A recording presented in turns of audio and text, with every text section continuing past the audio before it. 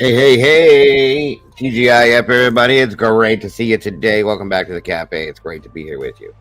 I hope you're all having a great day, and I hope you all had a great day yesterday. I'm sorry I didn't see you all, but it was a busy day. But we're back here today, and we got a big show here. It's going to take a minute to get through.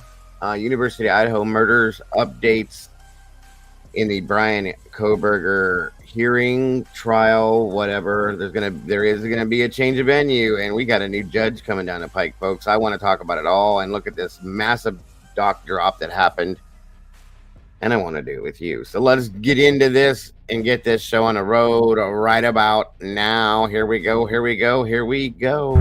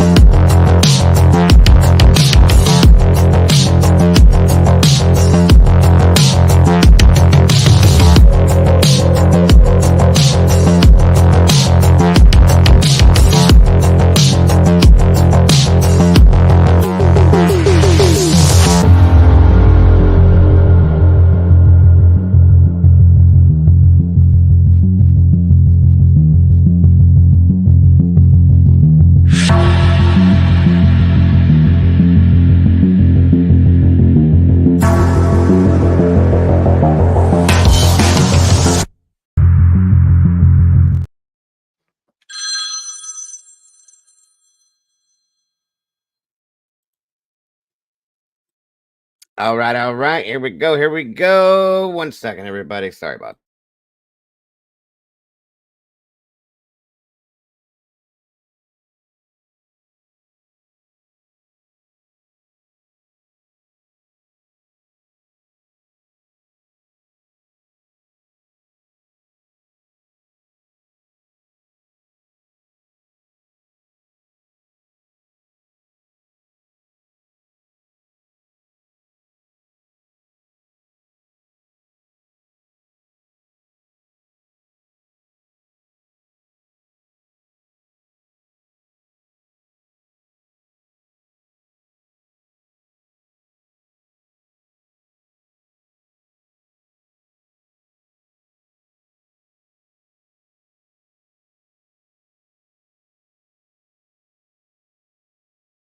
Hold on, everybody. Everything froze. Give me 1 second. Sorry.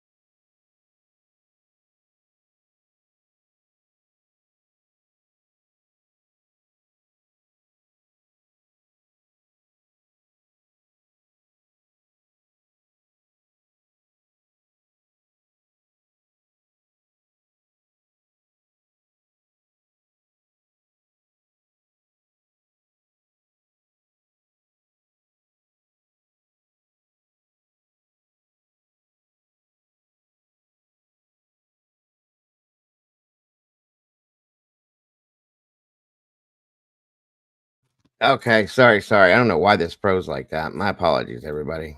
Thank you for joining us. Come on in. Good Lord. Everything froze solid. Can you guys see and hear me okay? Please. I hope.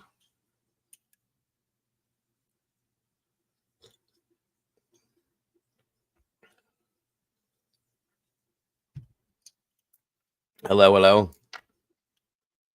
Okay, good.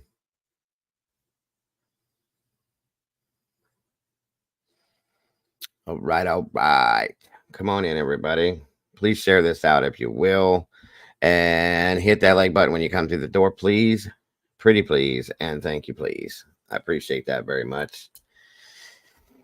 Oh, let's see. Is everybody in here? Come on in, guys, if you will, if you will.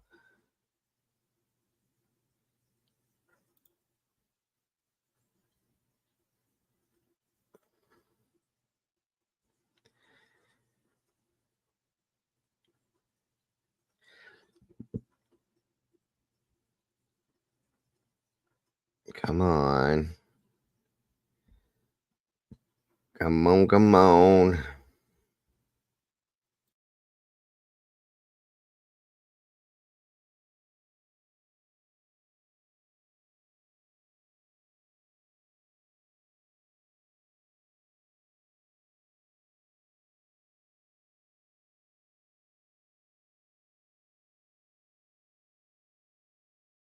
Come on, come on, come on in. I'm gonna wait just a few minutes to get everybody, see if anybody else is in here. Or if anybody else shows up in here before I get rolling with all this, because I don't want to go back and start it again. Come on, let's see who we got here so far. While we're waiting, let's see here. Looks like SRB's in the house. Brandy B, the OG, Alicia J, Leslie, and Billy. Welcome back to you. Brandy, let's see. Miss Wisdom Speaks. There she is. Why did that overlap? That was weird. Ringo is in the house. Good to see you. Doc Holiday, welcome back, my friend. Always a pleasure to see you. The Ringo Kid, that's what it was. That was weird the way that overlapped. Mocha's in the house. Welcome back to you, Mocha. Let me see here.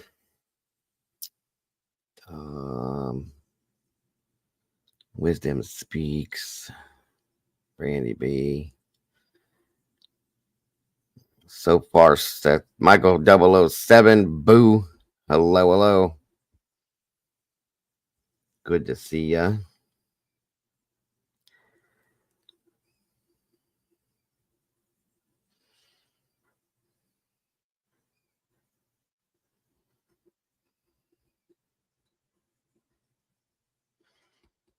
I think I hit everybody. I want grilled cheeses. Okay. Come on in, guys, if you will. It's like SRB's been a member for 15 months. Congrats. That's pretty awesome, if you ask me. And of course, we appreciate you being part of this community. You know that. And the Blue Crew, you are so very awesome. Great, too. Thomas Sharp, welcome to you. Good to see you today. Come on in, everybody. Let's see here.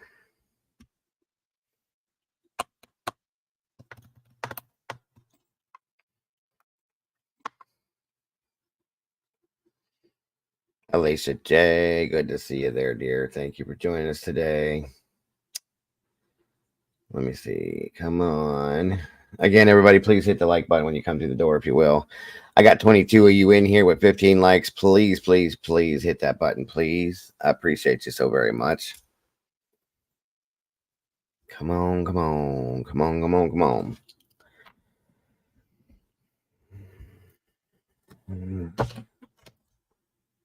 I don't, yeah, StreamYard keeps freezing up for some weird reason. I don't know why it locked me. Everything was froze solid. I couldn't touch nothing. I couldn't move nothing. It was real slow. It was weird. I think these apps have been having some problems for the past few days. It's weird.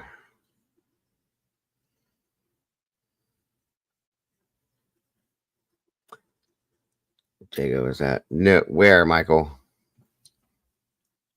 No drums here.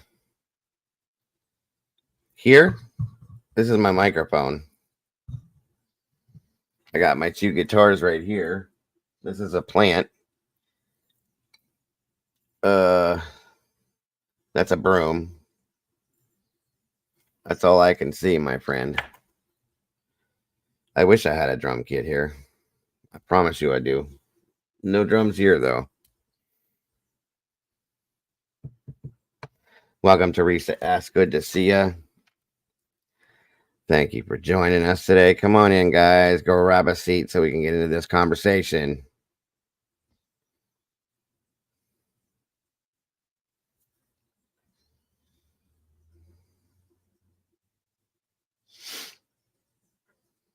Still, you're right. No, my wife said it's hers. It's been parked there for a couple days.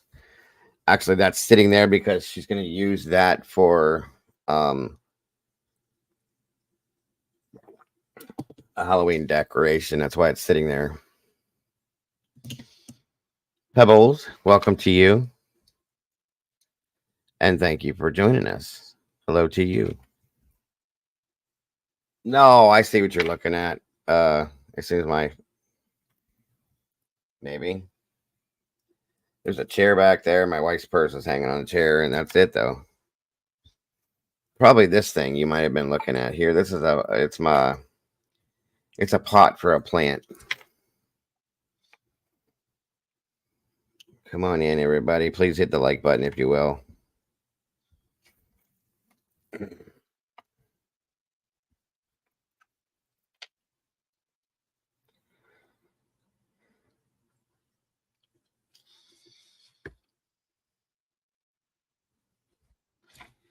Let me see something here. Come on, come on.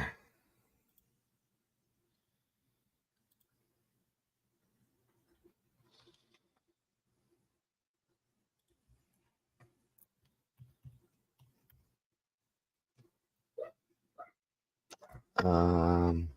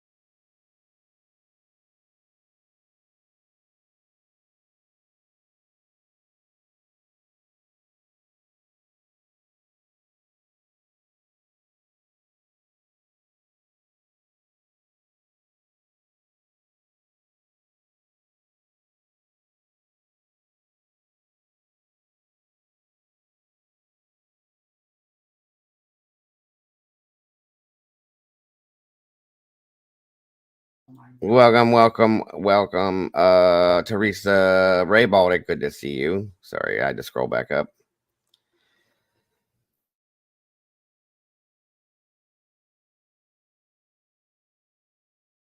We got 41 peeps in here with 22 likes. Come on in, guys. Get comfortable, find a place to sit. And please, on your way through the door, if you will, make sure to hit that like button. The Ringo Kid. Welcome. It's a new name. Good to see you again, Doc Holiday. It's been a while. I hope you're doing well. Thank you for joining us today. Mocha, great to see you. Thank you, SRB. Come on in and grab a seat. We appreciate you all. That's very true. I like the script on that. I've never seen that like that. It's pretty wild looking. Thank you for that. And there again is the link for Miss Wisdom's channel. If you guys would like to check it out, please do. You won't be disappointed. She helps to put it out there, make awareness for these missing children, missing people, just like Doodlebug does, and quite a few other channels do, to make it aware that they're out there so we can try to help to bring them home.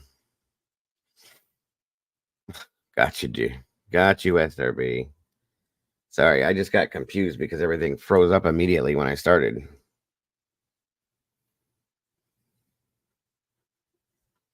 That's a good point too, Miss Alicia. Thank you for that. You gotta check out our doodle.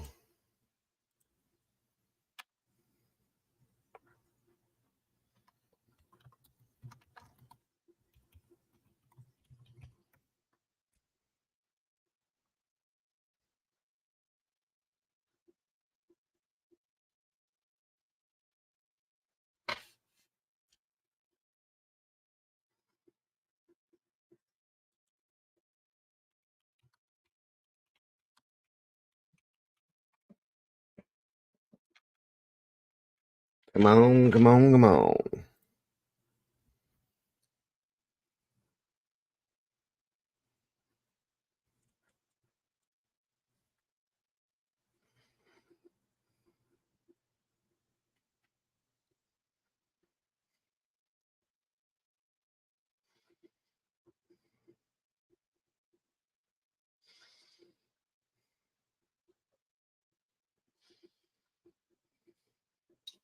Yes, Wisdom has a channel, Michael.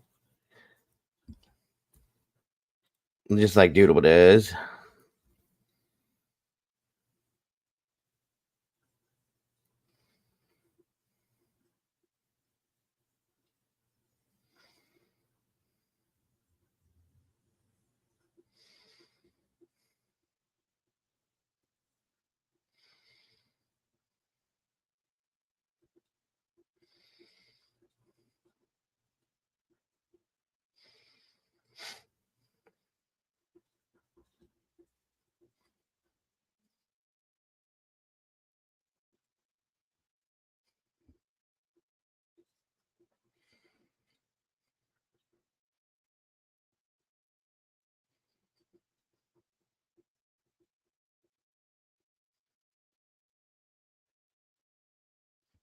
There's the Doodle Bug. Hello, Doodle. Thank you for joining us, Doodle.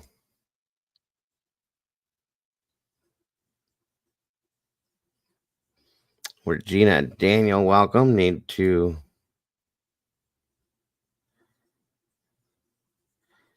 Thank you, Emily. Welcome. Need to Jay Ombry. He is talking about a Dodge Journey and a dumpster guy, along with a snippet of a guy getting into that Dodge vehicle, saying that's it. Okay, I don't know anything about that. I appreciate that, and welcome to you. I hope you're having a great day today, dear.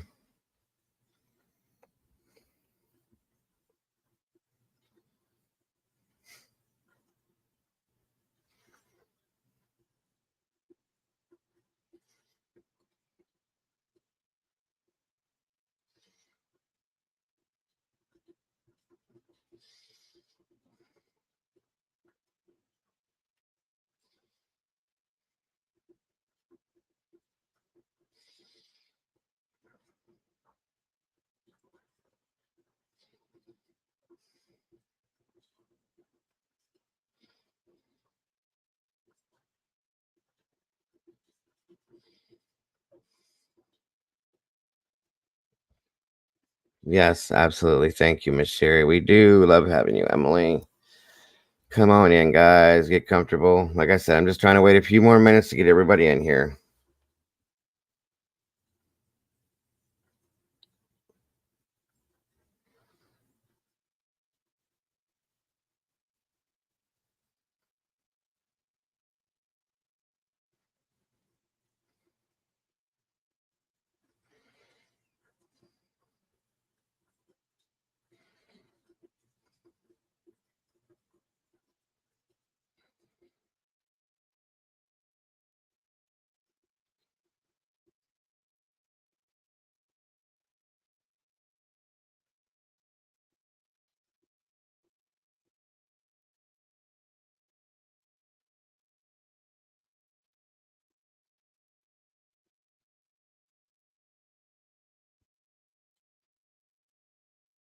Welcome, Moni. Good to see you, Moni. Thank you for joining us. Come on in, everybody. Regina Daniel Pavarotti. Oh, okay. I know what you're talking about now. Sorry. Come on in, guys. Share this out if you can.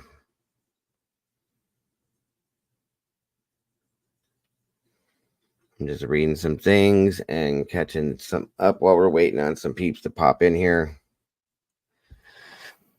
Oh, lum num num num. Let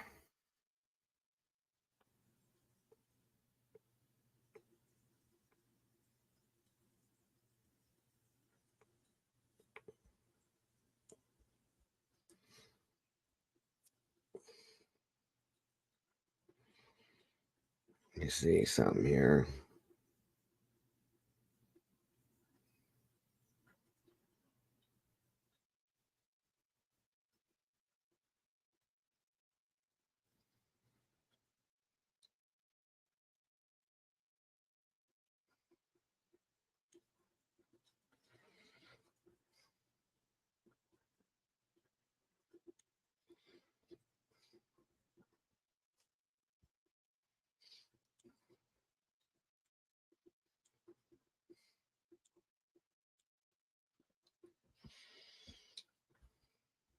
Come on in.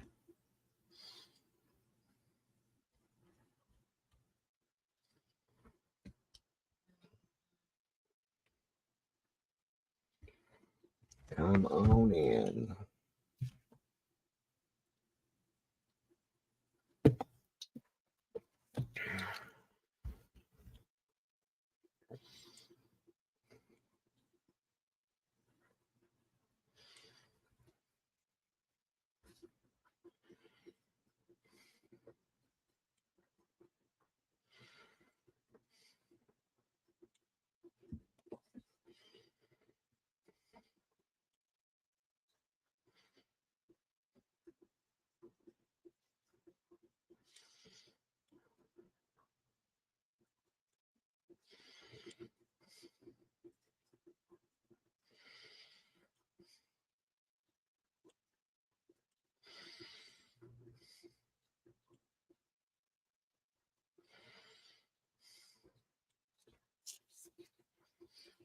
Moni, what you been up to? Yesterday I was busy all day, family stuff.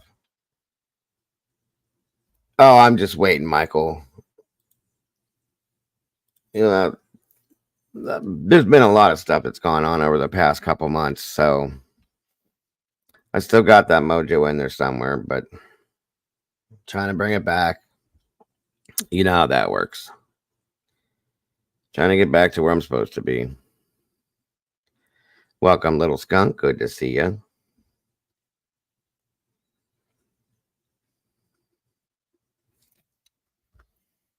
When you have people that mess with you and try to do things to you, it causes you to be a little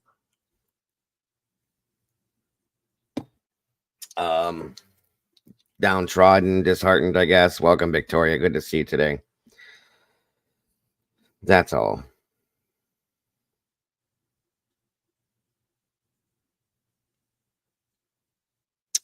That's all it is.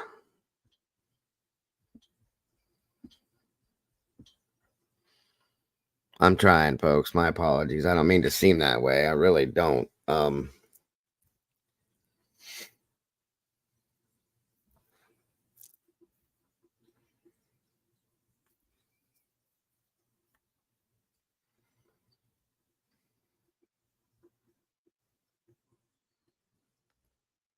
We got 48 peeps in here now. 28 likes. All right, let's see.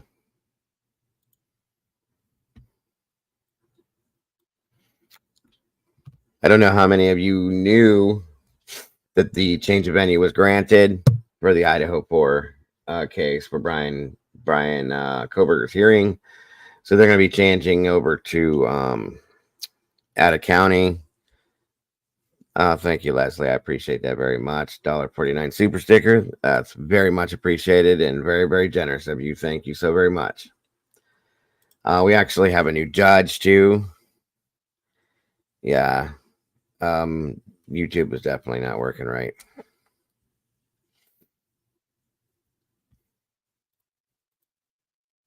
Thank you very much, Leslie. I appreciate that very much.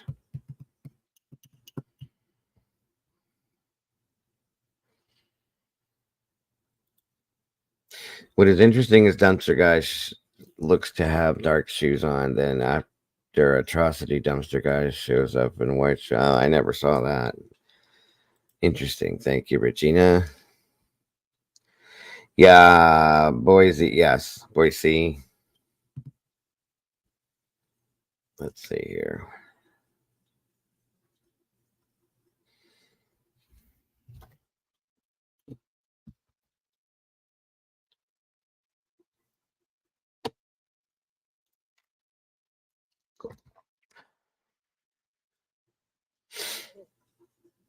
Okay, thank you, Regina. I'll have to look into that. Welcome, girls, girls, girls. Miss Cassie, hello.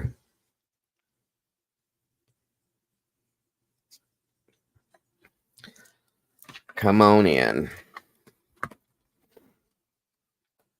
Yeah, I'm. Yes, I don't know anything about the judge other than his name.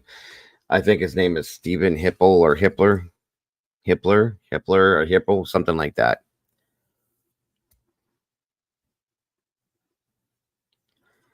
That's all I know.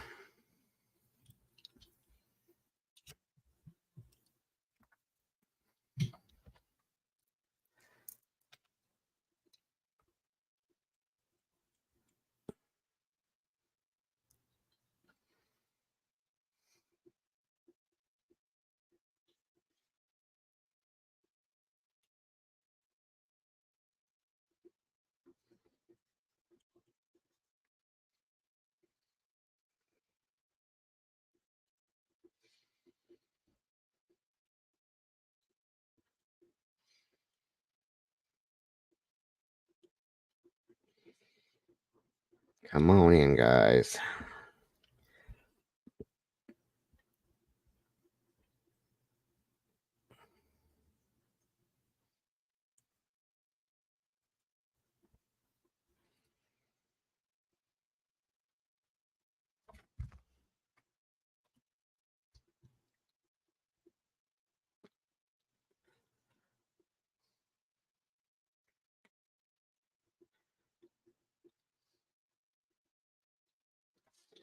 56 peeps in here now. Come on, come on. Let's see here.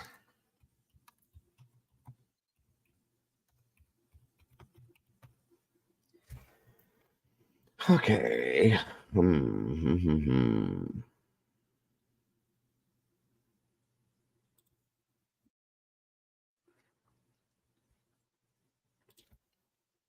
Welcome, Miss Leslie. Good to see you today.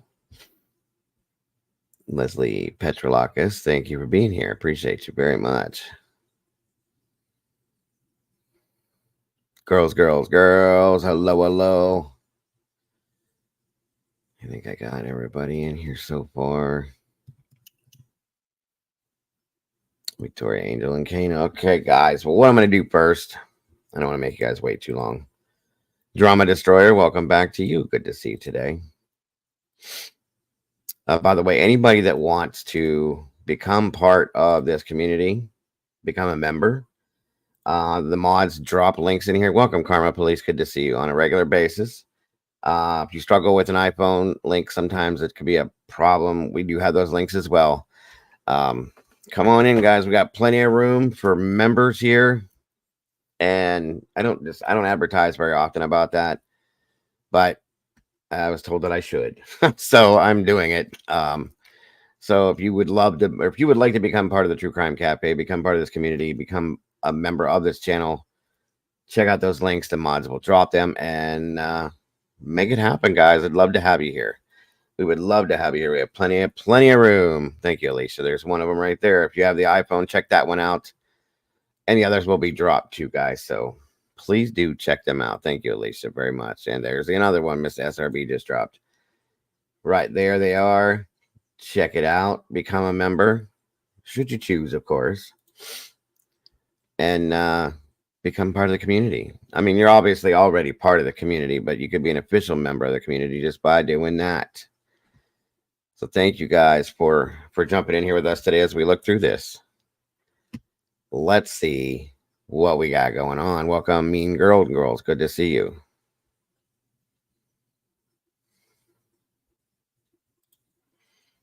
Way back. I love your icon. That's cute.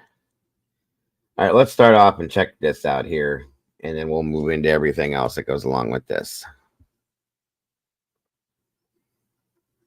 And welcome back to Court TV Live. I'm Kelly Craft, sitting in today for Ted Rollins, along with Julia Janae. We do have some breaking news to tell you about the trial out there in Idaho for Bryan Kohberger. The judge has granted the defense motion for a change of venue. So a big development there in that case out of Idaho. Absolutely. The defense has been trying to get it out of Latah County, there where those 4 University of Idaho students were tragically killed inside of that off-campus apartment. And they've wanted to get it to a bigger county, Ada County, where Boise, Idaho, the capital of the state is. And now we are getting word into our Court TV newsroom that the judge is agreeing to let that change of venue happen. So this could really change how things unfold, especially for jury selection in this case. We just got into our newsroom a copy of the judge's decision. So it's pretty long. We were taking a look at it. It went through all the details that are known so far in this case. And he really talked about the totality of the circumstances here, and that is exactly why he decided to grant this motion to change venue. I think we're going to bring in our guest now, Julia. Yeah, let's bring in criminal defense attorney Joseph Tully, who is standing by. Joseph, we've been watching this case from the very beginning, and there was a question of whether the judge would grant this. It can be rare for a change of venue to be approved by a judge. Your thoughts on the judge's decision in this case? Well, you're absolutely correct. It is incredibly rare for a judge to grant a change of venue.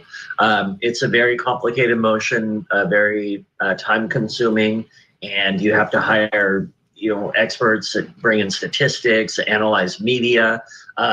Obviously, this is going to be an unpopular decision for a judge to take the sense of justice away from a community to try their own case. However, I think that the judge made the right call.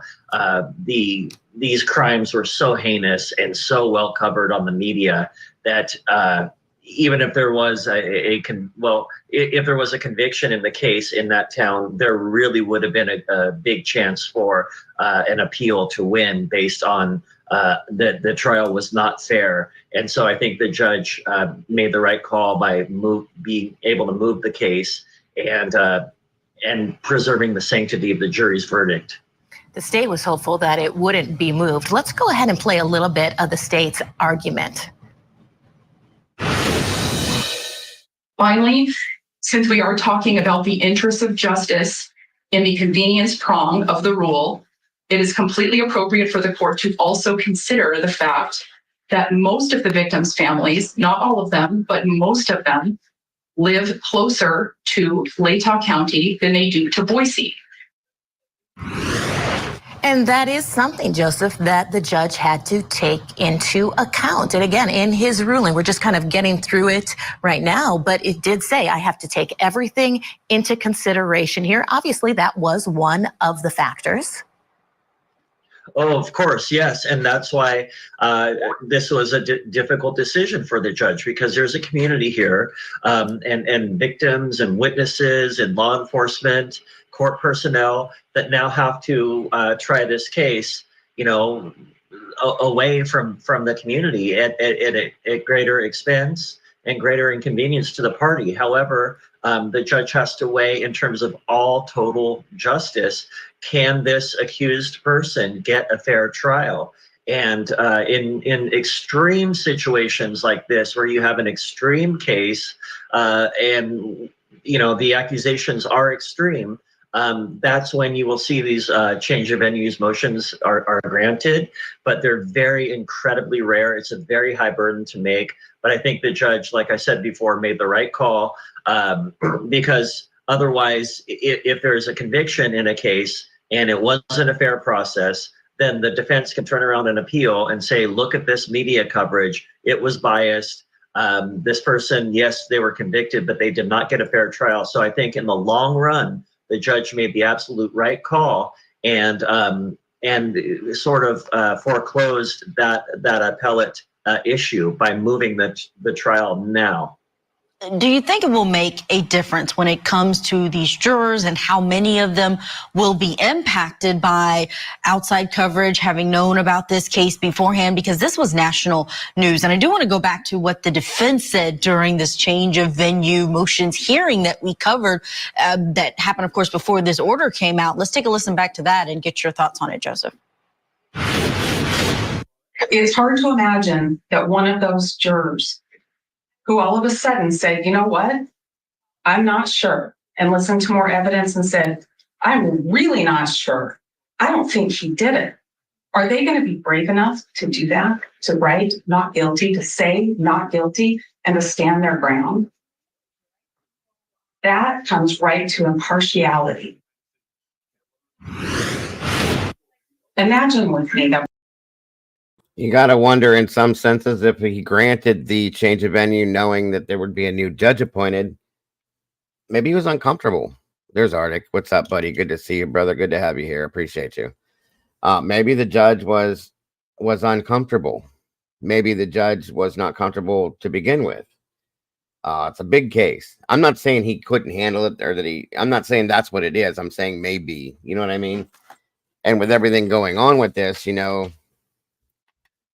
I don't know. It's just a thought. I'm not saying that's what it is. It's just, you know, did he see it for what it was and grant it because he knew there was going to be a lot of issues with the jury?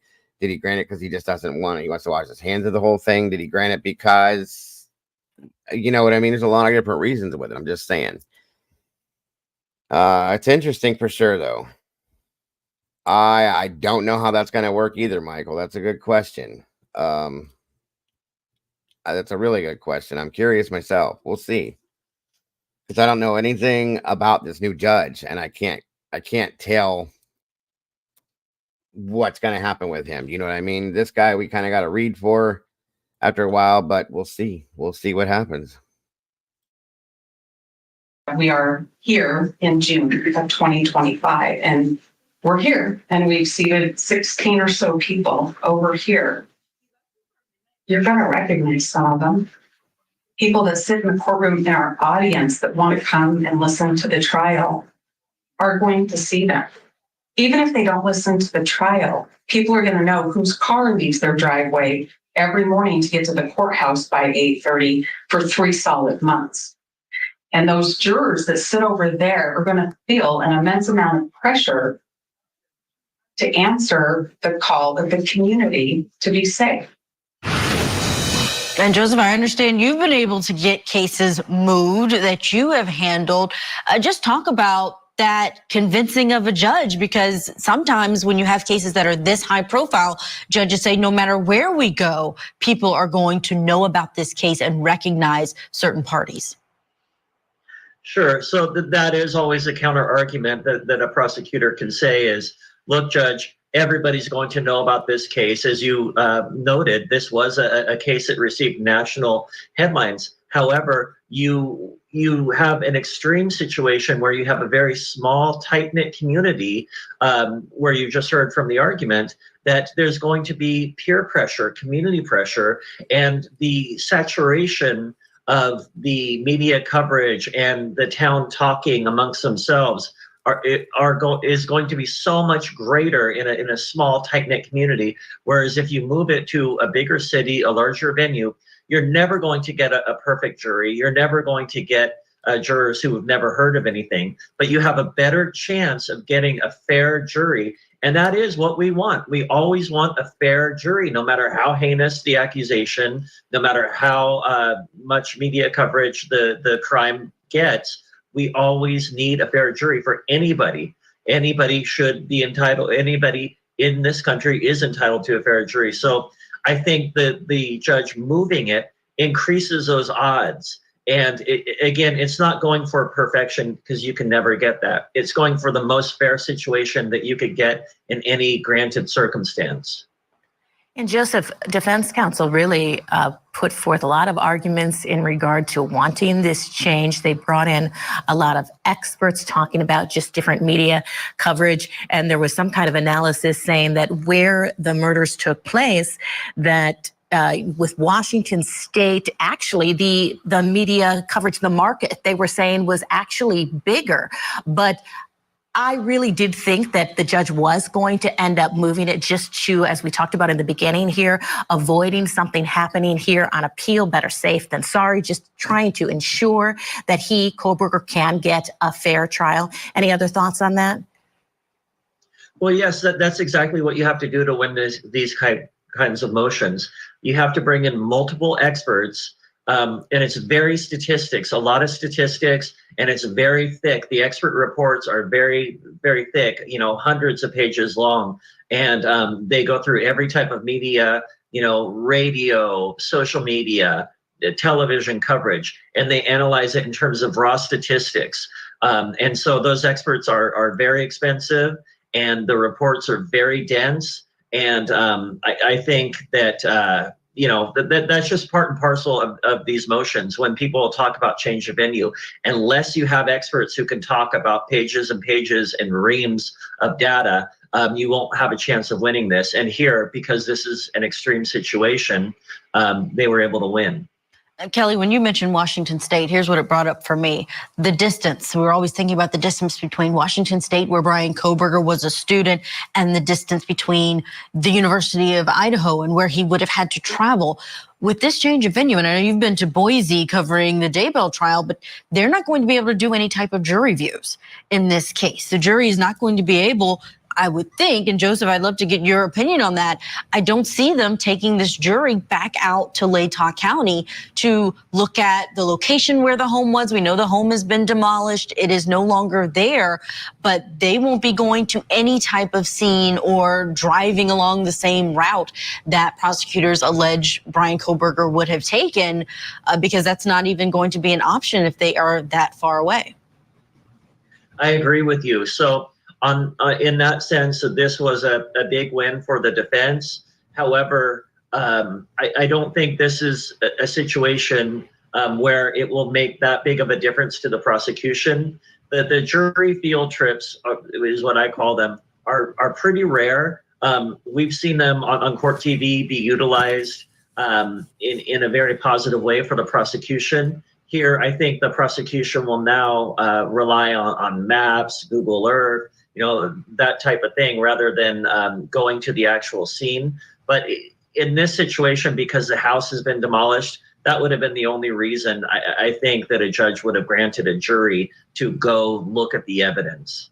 Yeah, good point. But even Julie, when we were out there for the Daybell case, a lot of us had been talking just because there's some downtime when you're covering a trial. Oh, maybe we'll take a ride up here. Mm-hmm. I mean, this is a big area out here in Idaho, and it was going to take us a long time to get up to the area where this murder took place. And so, yeah, to your point, you can't exactly have the jury views. Sure.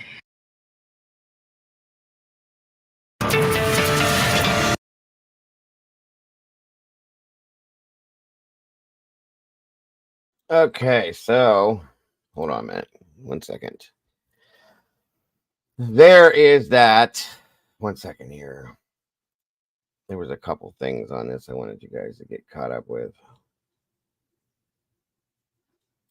if you hadn't seen it already.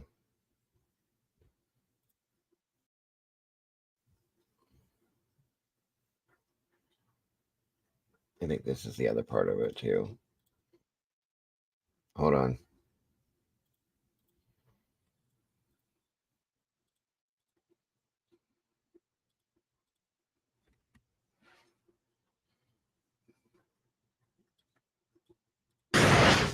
Yeah, the whole thing is really strange. I grew up in Moscow, and this sort of thing doesn't really happen that often in this area. I think of North Idaho as a pretty off-the-map type of place, pretty safe place, very family-friendly, and to have 4 murders and then the guys just running around on the loose is a little unnerving. Everyone's on edge, quiet and stuff. You don't see everyone as talkative, like chatty, as like social as they used to be and stuff when you go out. I got a text from my mom. She said, "Hey, you're in Steptoe apartment. documents, look outside your door.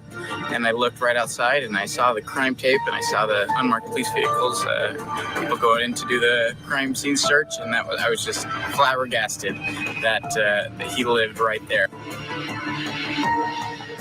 This crime absolutely shook the community of Idaho. The case in Latah County. Yeah, about 2 years ago. What's going on? It's been a while. It went by quick. I want to call him a teacher. He was an assistant teacher,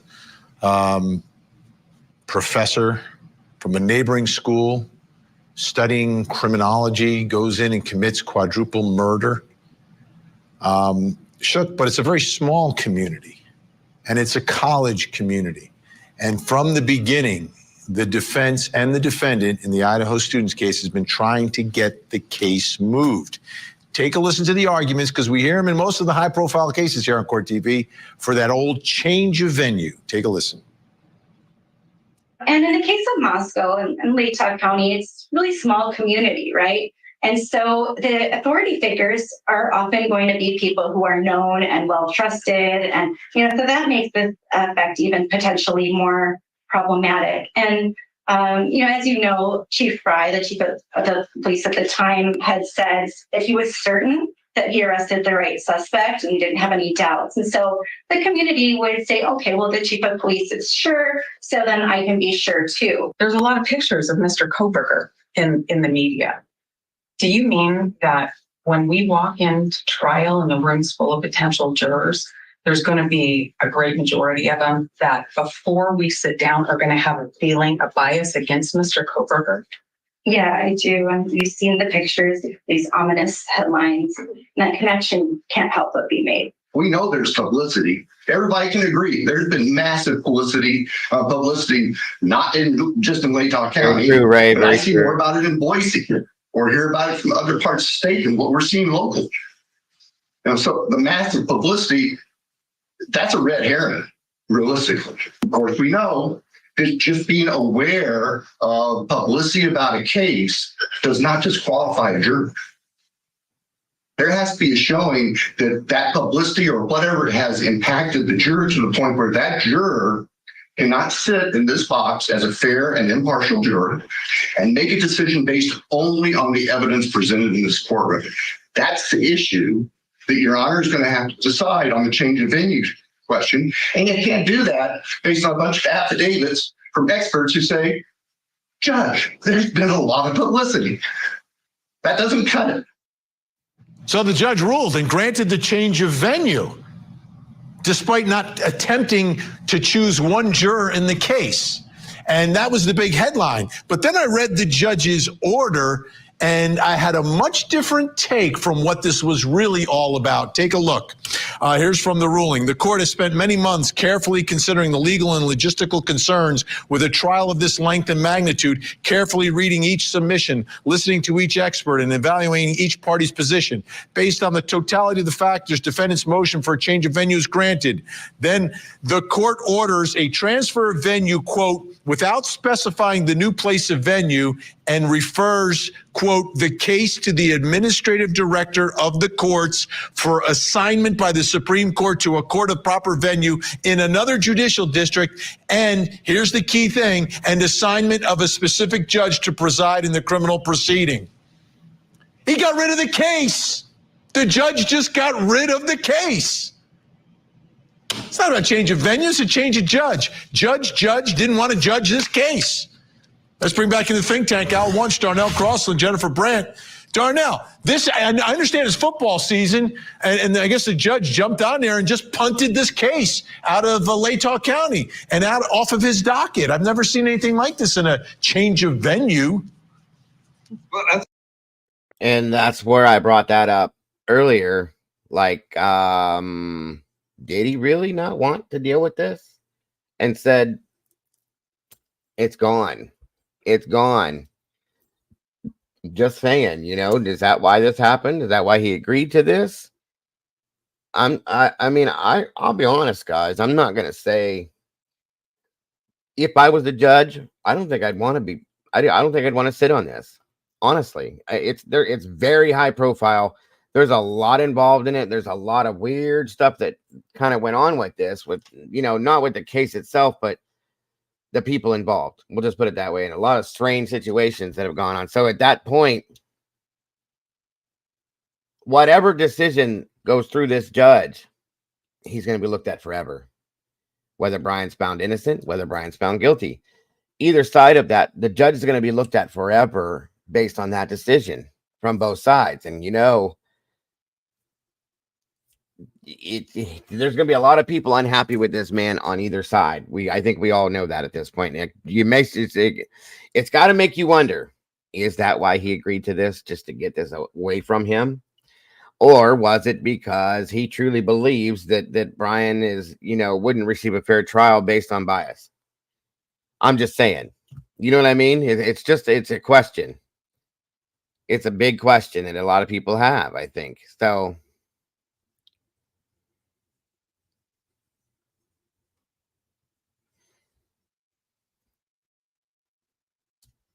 I don't know.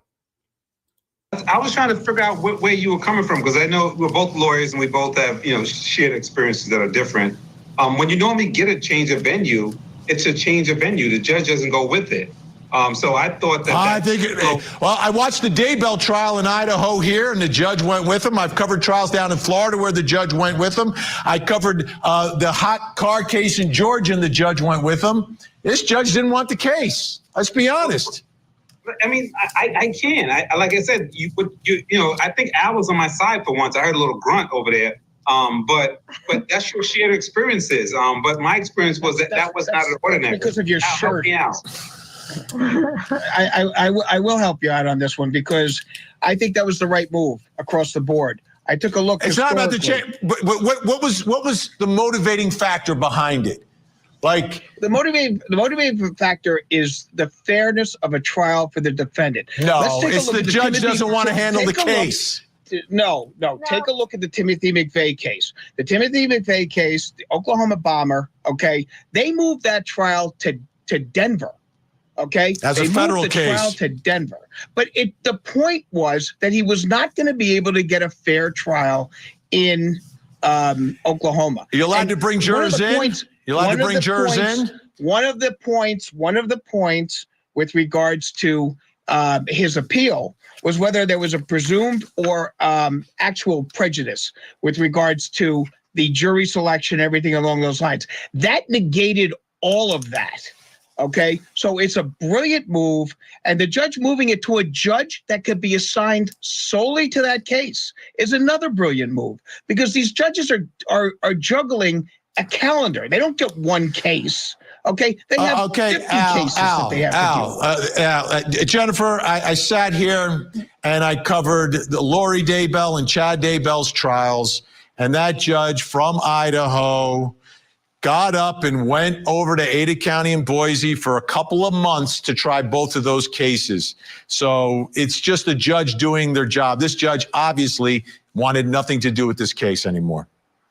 I don't know if it was so much about the judge not wanting the case. I think he did look at the totality of the circumstances. And I think one of the main factors, because it kept coming up over and over again, are the logistics of the trial, having it in Latah County. They're just not equipped to handle all the press and all the people that are going to be coming in, and just the resources weren't there. So that's something he definitely cited to. Really? And, you know what? I spent 3 months down in the low country of South Carolina. That case, a little bit bigger than this one, right? They had no problem down there. They brought in some food trucks. I get it, Vinny, but the judge didn't think it was the right fit for this county. No, you said it correctly. You said he didn't want it. He didn't want it. It was a headache. You said that. Oh, this is such a headache. 168 victims. 168 victims in Oklahoma, okay, and they moved the trial, and no one bitched and moaned about that. The bottom line was that the defendant deserves a fair trial. Okay, yeah, the defendant deserves a fair trial. I get it, but how do you know if you haven't even tried to get a jury? They didn't even try. The standard by statute is not the actual bias, is the appearance of bias. And so you don't have to show action. We've covered a few high-profile cases here in Court TV. But wait, you can always get a jury. The publicity OJ got one. That it would not be able to render an impartial. OJ got one. George Zimmerman got one. That woman down in Orange County got one. Al Wunsch, Darnell Crossland, Jennifer Bryan. Great to disagree with you tonight. When we come back, I will reveal something else you need to know, plus coming up next hour. Tonight on Vinnie Politan Investigates, the murder for hire of law professor and father of two, Dan Markel. Closer look at her alleged. With the latest and Politan Investigates. Time to reveal something else you need to know tonight. Let's take a look at the big board, and the manhunt continues for the accused I-75 shooter in Kentucky, wanted for 5 counts of attempted murder, shooting people on a highway. They've identified a suspect, Joseph Couch. This is Carson Pollard. Carson's just 14 years old, missing out of Dayton, Ohio since September 7th. Here's what you can do. Take a look at his picture. If you see him, pick up the phone, make the phone call. Call 911. You can call 1-800-THE-LOST, or you can call the Dayton Police Department in Ohio. That phone number is on your screen. Make a difference. Make the call. Let's see if we can get Carson to a safe place tonight. Don't go anywhere. We've got one more hour of live true crime right here on Court TV. Vinnie Politan Investigates is next. In the meantime, please don't forget to hug the kids.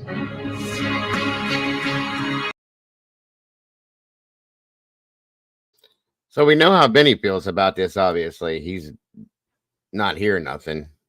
I'm curious. I'm actually very curious. So, just saying.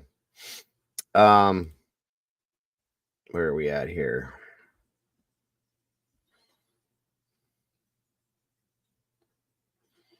Trying to show you guys the different feelings on this, per se, I guess we could say.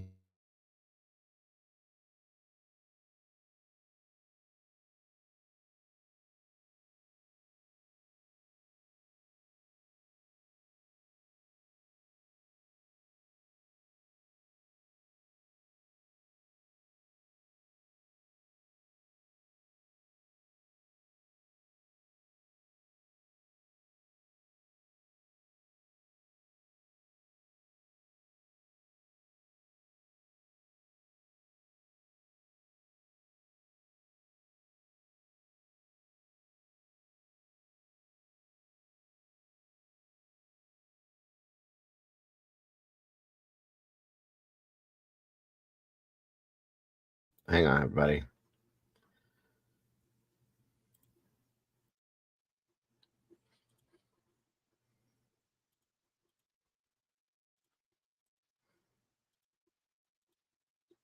Welcome, Robert. Good to see you. Thanks for joining us for the news at 10. A jury in Ada County will decide whether Bryan Kohberger killed 4 University of Idaho students nearly 2 years ago.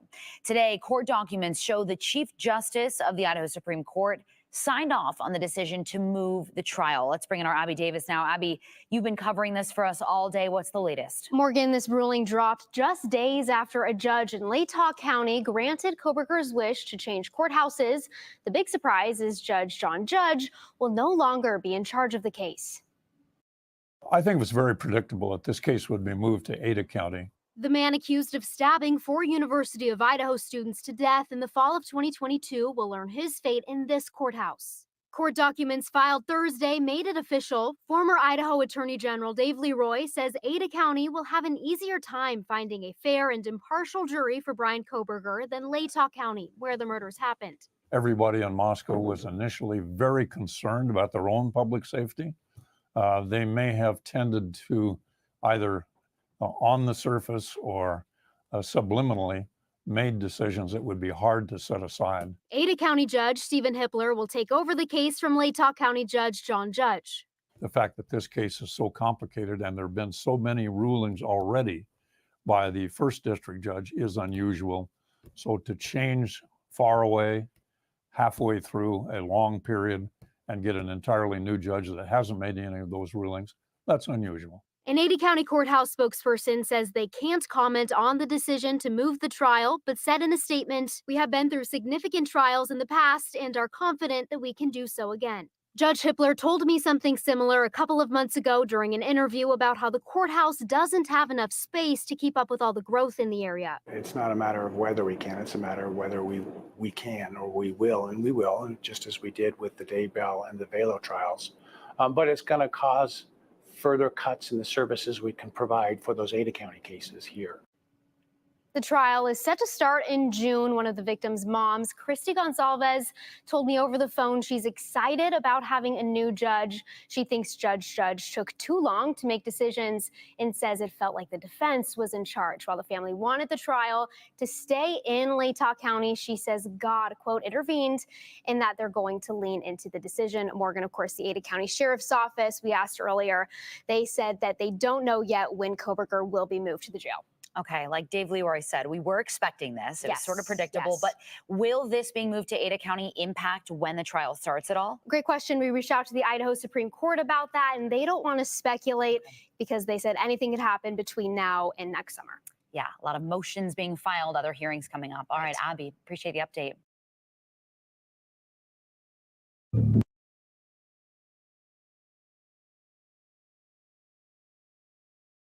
Okay, so I think most everyone is shocked that the judge is being changed. Okay, and I'll say I was too.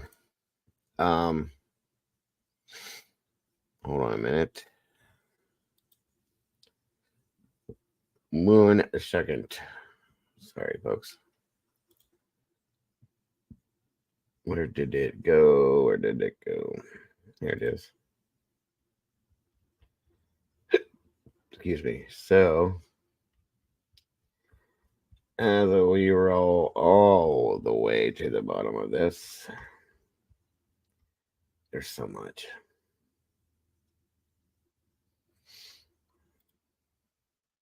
So much.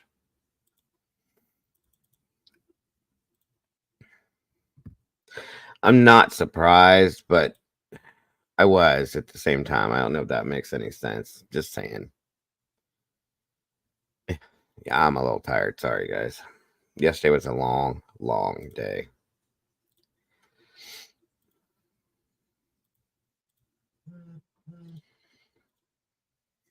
Okay. So this was filed as of September 6th. Order granting defendant's motion to change venue shows. I don't want to put you guys through all the boring reading of stuff we already know. This here just explains how they had the experts pop up on the stand and explain why a change of venue would be a good idea. Okay. Down here.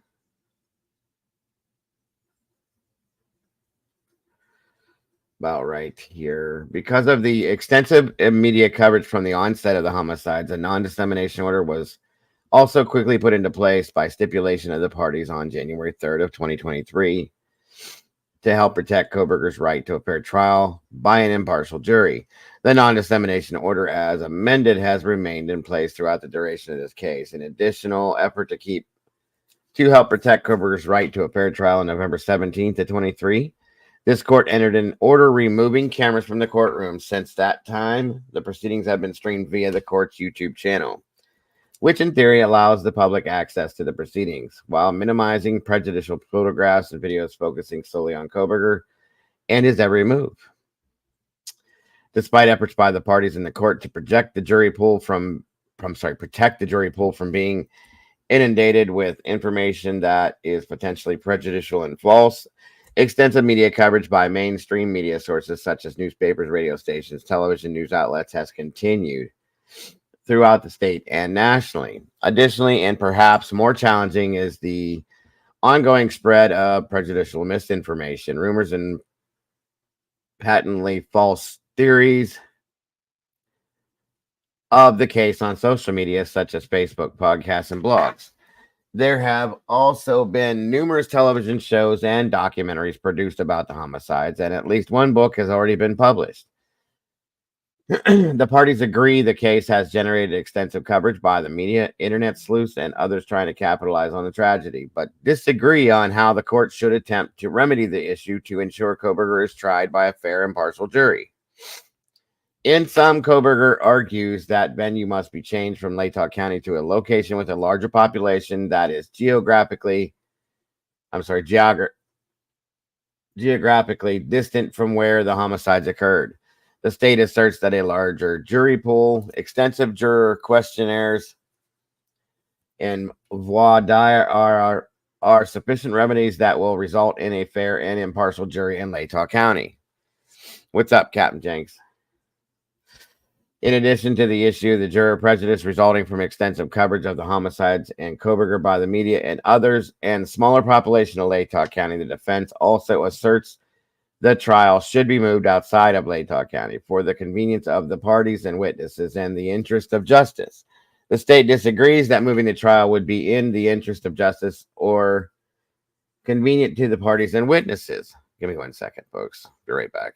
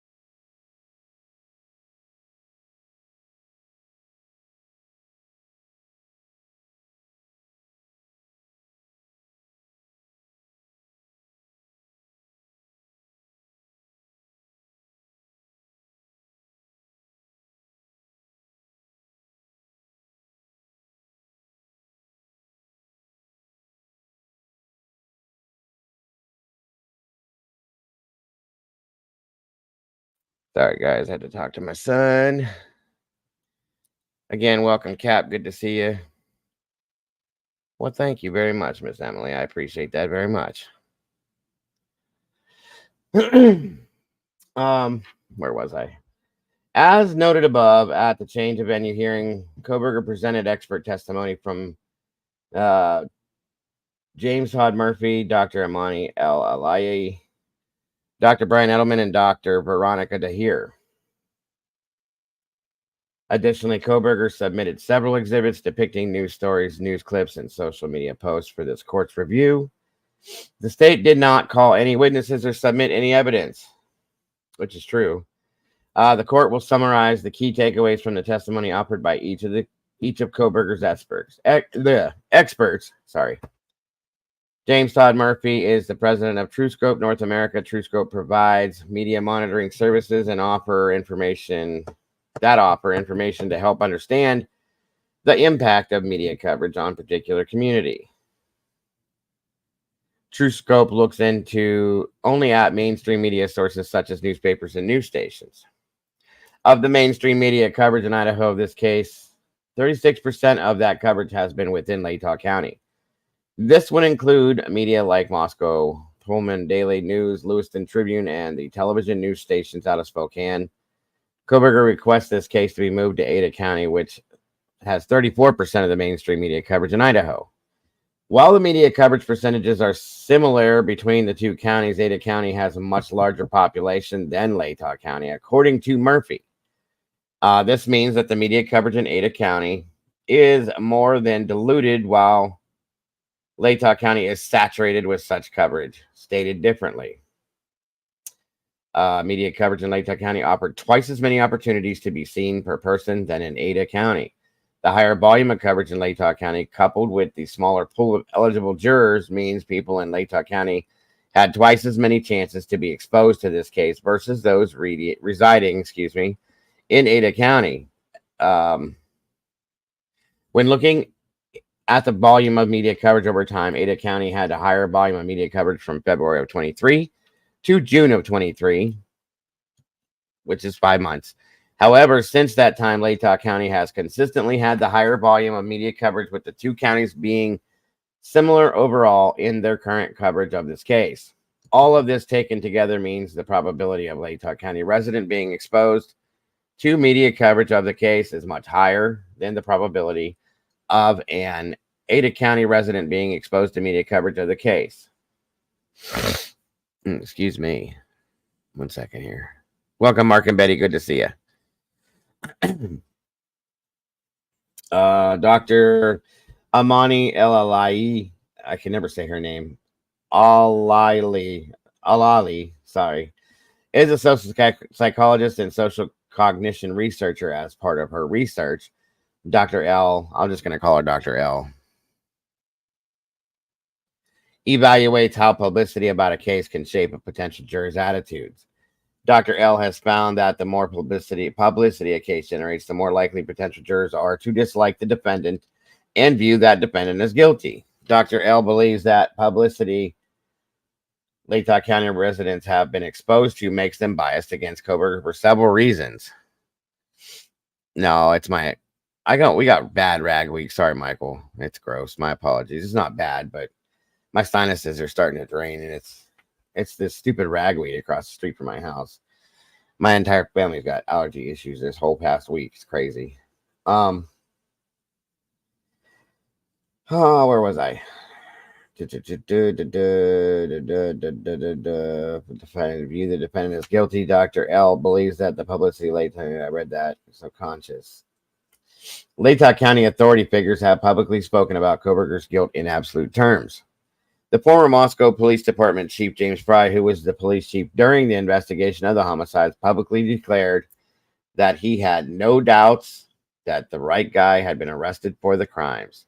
After Kohberger's arrest, the University of Idaho President Scott Green stated publicly that the university community once again felt safe. Generally speaking, individuals are more likely to trust and believe authority figures. Very true.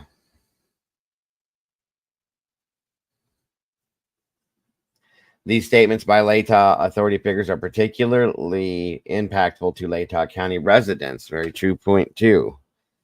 I mean, these are the people that they look to, to support them. So that makes perfect sense to me.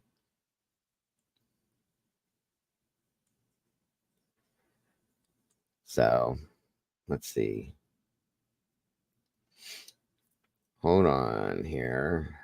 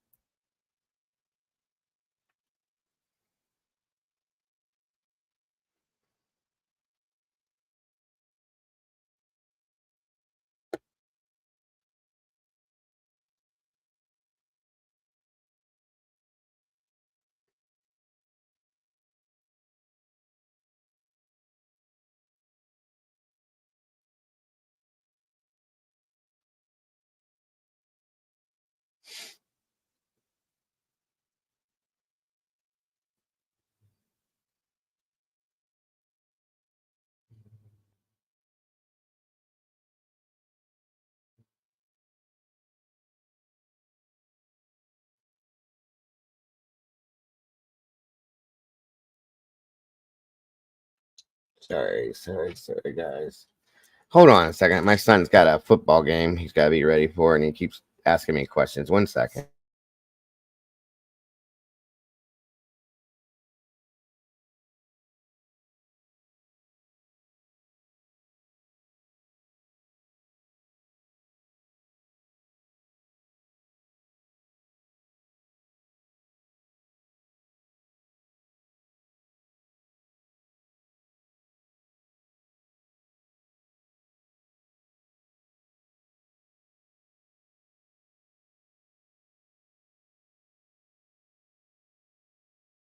Welcome, Chopper. Welcome, Summer. Good to have you guys here today. I appreciate you very much. Okay, so second, because Latah is a small, close-knit community, community members feel a sense of loyalty to community views. Okay, so that does make some sense. You know, there's people, even people in the community, is what this is saying in layman's terms, is that the people in the community feel like they need to believe in what the community people are saying. So if they say they're talking to Dan down at the corner that works for the city, okay? And they start talking about this, and Dan says, hey, I think, you know, they have the right guy in custody, and I think Bryan Kohberger did this, and he needs to get the death penalty or something like that. And 5 people hear Dan that works for the city say that. They look to that person for like stability or for security. I'm using the wrong words here, but they just look up to that person, okay? And then other people within the community are saying it. This is the community. This is the community that this happened in. So anybody that's saying anything in this community, if they're picking Bryan Kohberger, a lot of people are going to stick with that because that's who the community is supporting as the suspect.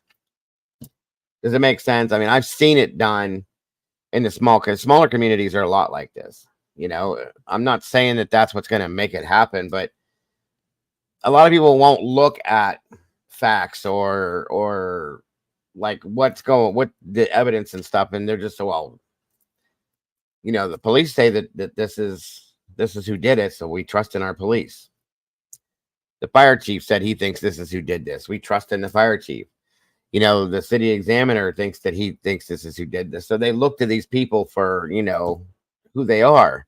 And in some points, you know, gather that many people together over time. Yeah, I see it happening. You know what I mean? So I get what they're saying in that statement right there.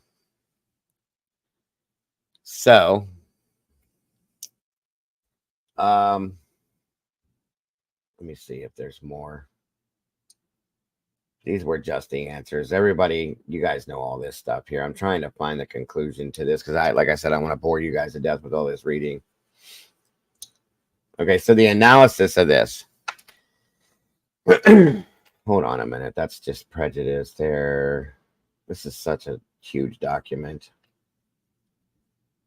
1 second here. Trying to get to the overall conclusion. That's all I really wanted. Here it is. So Kohberger's motion to change venue is granted pursuant to Idaho Criminal Rule 21. Consistent with the language of Idaho Criminal Rule 21, this court orders a transfer of venue without specifying the new place of venue and refers the case to the administrative director of the courts for assignment by Supreme Court to a court of proper venue in another judicial district, in assignment of a specific case or specific judge to preside over the criminal proceedings. So there it is. That's signed by Judge John Judge. And that's it. So is it the judge that wants out of this, or is it the way that this works? Or, I mean, what do you guys think? You know? Let's see here. So this is the document. Hold on.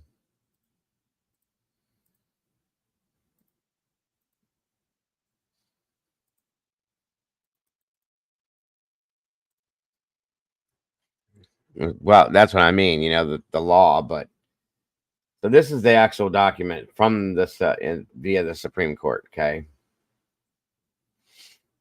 An order granting defendant's motion to change venue was entered district court, wherein it's requested for venue for trial to be transferred from Latah County, 2nd Judicial District, in the case listed below, of course, state of Idaho. I always do that.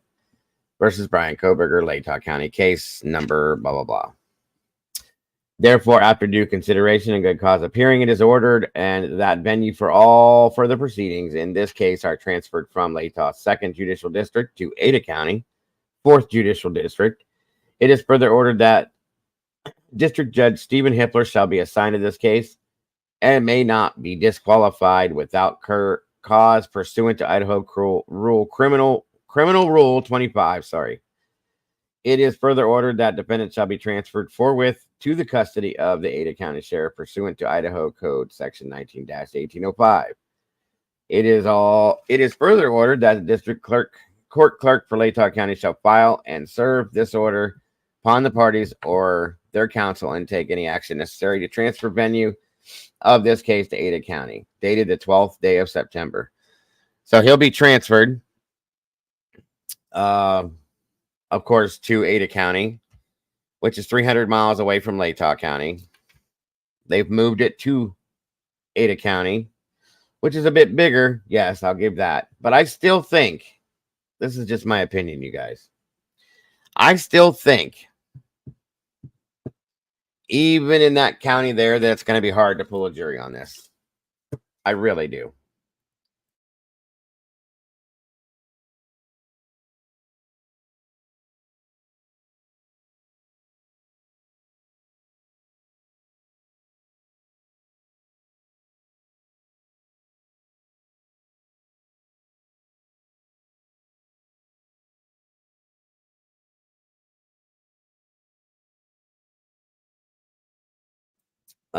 Sherry says the judge is recusing himself without any malfeasance. Sorry, guys, I'm tired today. Yesterday was a long day.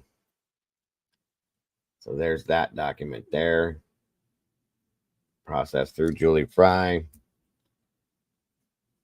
Latah County Clerk. Yeah, okay. Yep, there it is. So what do you guys think?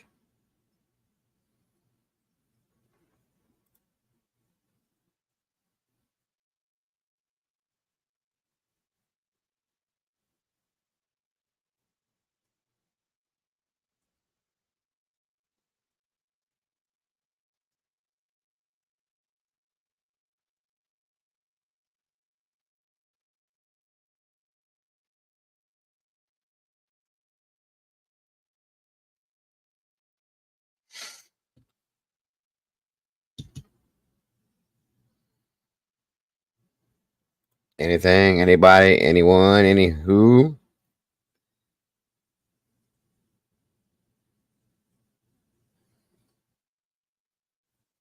That's weird.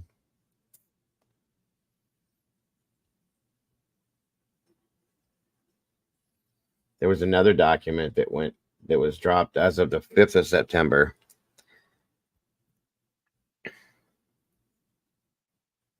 Motion to strike utter disregard aggravator. I don't know if you guys saw that. Interesting. You know what? You want to know what's crazy is that as I was reading through this document and I saw a name in here that completely threw me off. I had to go back and double check to make sure I was reading the right document. To be honest with you, it was weird. And it's just obviously it's a coincidence. You know what I'm saying? There's no way it's the same thing. But if you scroll down through this document, again, a lot of reading here, but I'll get back to this. But if you scroll down through this document, you know how they refer to case law for different cases to describe like situations within this case? Where did it go?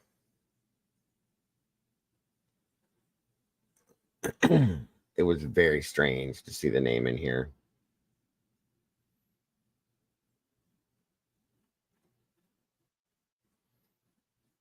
Here it is. Other jurisdictions underneath that part of this, right? The utter disregard aggravator exists in no other state. However, the basic concept can be found elsewhere. Problematically for this court, it turns up largely as a way of defining the almost ubiquitous, heinous, atrocious, or cruel aggravator here and after the HAC. And then some of this case law right here is where it came into play. And I went, what the hell? Wait a minute. Missouri, for example, defines its HAC aggravator as a killing that shows callous disregard for human life. Harris, 184 F3D 749, quoting Ramsey versus Bowersox. And I froze and went, wait, what? And then it gives all the rest of the dating in there, the Bowersox. And I went, oh my God, that is the most utter ridiculous coincidence I've ever seen. where that name popped up in this case, because we all know where that name came from. You know what I mean? It was just like, wow, that's crazy. But anyway, the argument for this document here was that this court could strike the utter disregard aggravator in this matter. First, this court should find that the gloss placed on the aggravator by the Idaho Supreme Court was in violation of Articles 2, Section 2 of the Idaho Constitution. Without this gloss, the wording of the aggravator has also been deemed unconstitutional by the Idaho and United States Supreme Courts. Additionally, the saving construction does not actually appear in the ICJ1 for the aggravator. The court, that's all case law there. The court in that case there found that the United States Supreme Court has held the statutory aggravator in the capital case can be given a limiting construction that gives sufficient guidance to the sentencing authority. The court has continued to rely on this precedent to uphold this aggravator. More case law. If this court were to conclude that an unambiguous statute was probably absurd, how could we construe it to mean something that it did not say? Doing so would simply constitute revising the statute, but we do not have the authority to do that. The legislative power is vested in the Senate of the House of Representatives, Idaho Constitution, Article 3, 1, not in this court, as we have said in Berry versus Kohler, 84 Idaho 17077, 369, page 2D, 1013, 1962. The wisdom, justice, policy, or expediency of a statute are questions for the legislature alone. So, let me see. There's so much with this. So this was a motion to strike the utter disregard aggravator, is all this was. And based upon the foregoing and argument to be presented at the hearing herein, this court is respectfully requested to grant this motion that the utter disregard aggravator in the state's notice pursuant to Idaho Code be struck. So it was struck. Council requests this motion be set for hearing in order to present oral argument, evidence, and or testimony thereof. Requested time is in 25 minutes. Dated this 4th of September. Of course, Jay wrote that. So that was another document that dropped recent too. So there's a lot to these new documents and everything, you guys. It would take days to read through all this. The thing, I've seen changes of venue happen, SRB. I haven't seen many judges change out for that. Do you know what I mean? That's where I got weirded out a little bit. So what do you guys think of this? I mean, that's why I brought this up today. I thought I would get a whole bunch of stuff from you guys. Out of curiosity, I was curious. And curious as kids.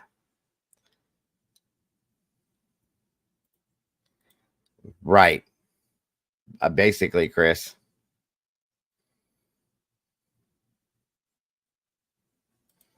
Not all trials make it to TV. True.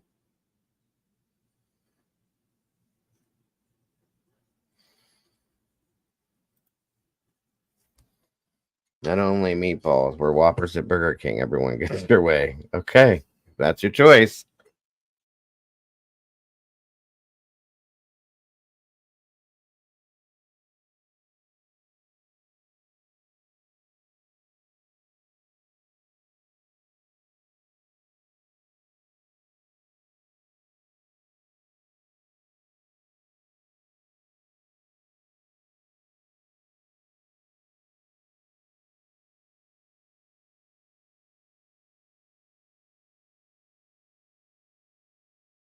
I totally think they'll pull the potential jurors from rural Ada County. I mean, I'm sure they're going to go for anywhere they can in that area. That would probably be a good choice, though, considering they're not inner city. They don't probably, I mean, I don't know if that would matter. They don't have as much contact with Some of the others may, but that's a good point, Tomboy.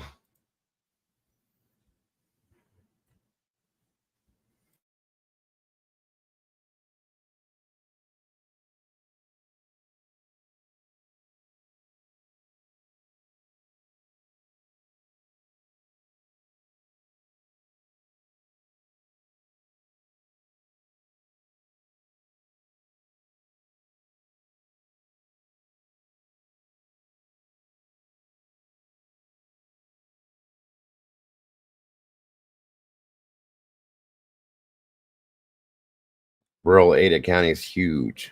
Well, they got to find them somewhere.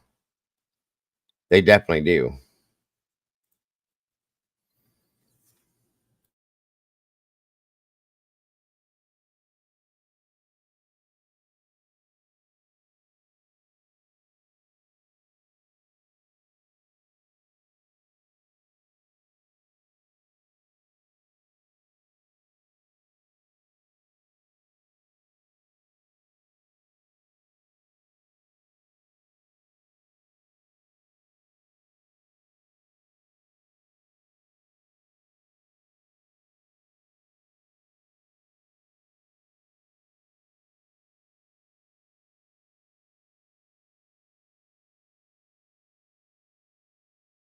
That's funny, Chopper.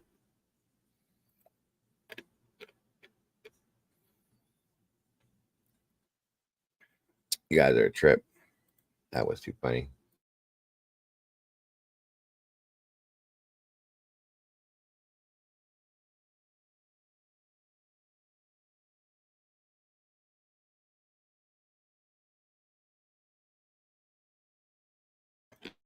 Okay. Let's see what we got here. Uno momento.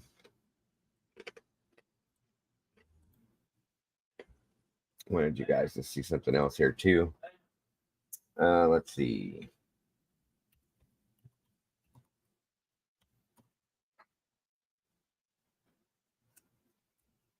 Let's see. Von Minot. Oh, wait a second.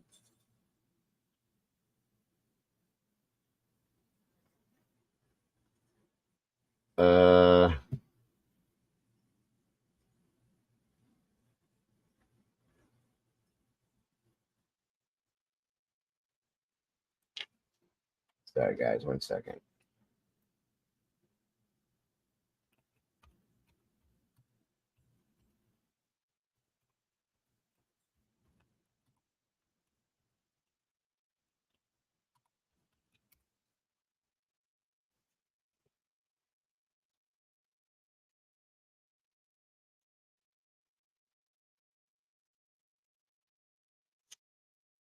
Where did it go?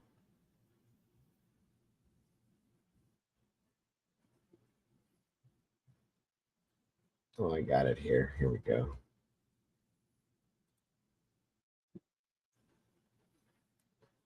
I'm gonna play this. I think we saw this once already, but there's a reason why I'm looking at it again with you guys, or showing it to you guys again, I should say. Hold on a minute.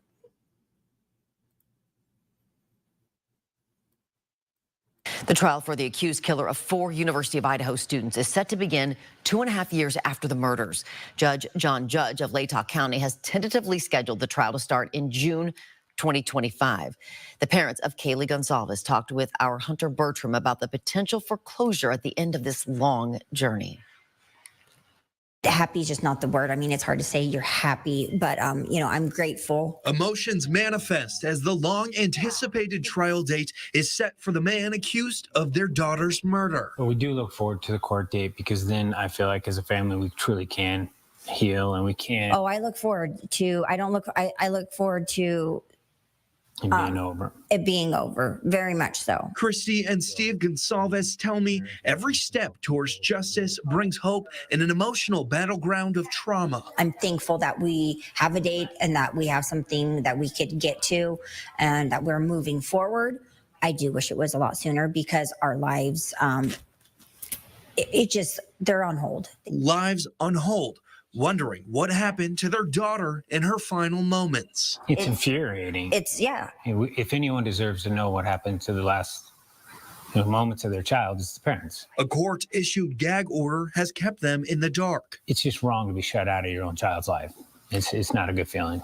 And we'll learn in trial when everybody else does, which is really hard. And if the court date keeps on schedule, the Gonsalves family and those who are following the case will eagerly anticipate the revelation of the truth.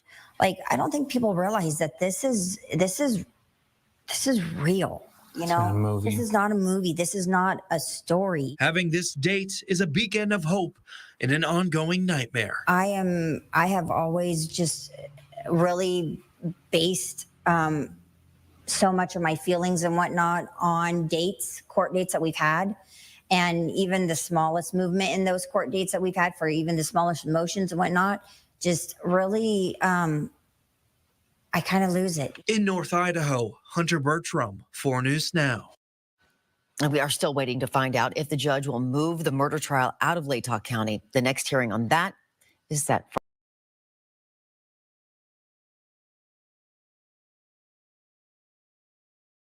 Now, see, that was surprising in a way to me. I knew we all know there's a gag order. I kind of felt like, and they still might, but they're not allowed to say, of course, but I felt like they knew more, I think, about this than what they seemed to. Do you know what I mean? And it made me wonder, what do they actually know? What were they allowed to know as the families? It was kind of an interesting thought to me. I was just curious. So that's why I replayed that.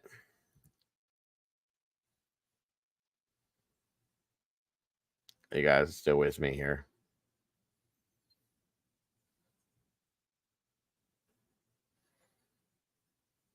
What are you guys talking about in here?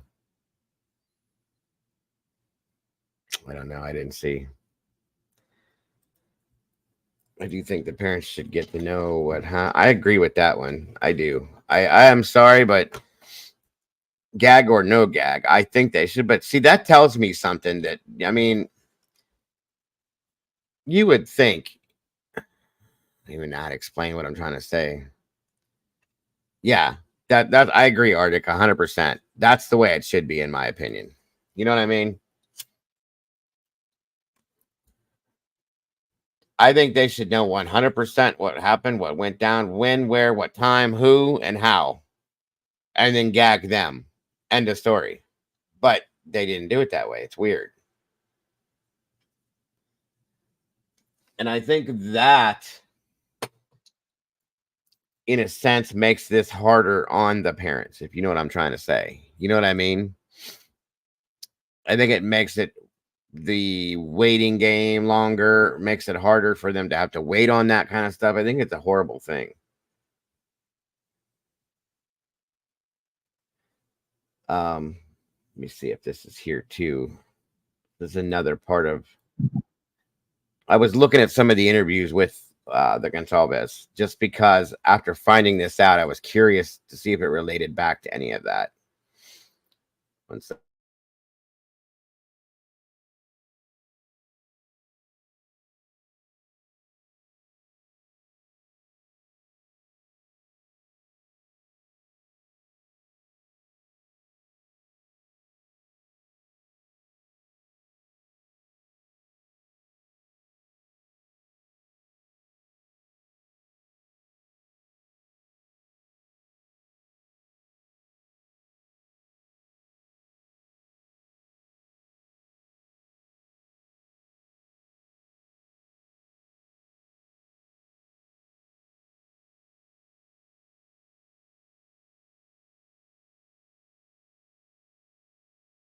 I know you guys watch this with me, but this part of it, I want you guys to watch again with me, since now we have this motion that has been ordered.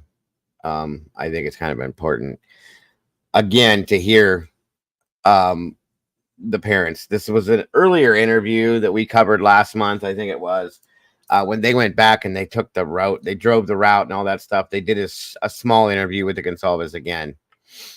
I just thought it was interesting to hear them then and know what we know now.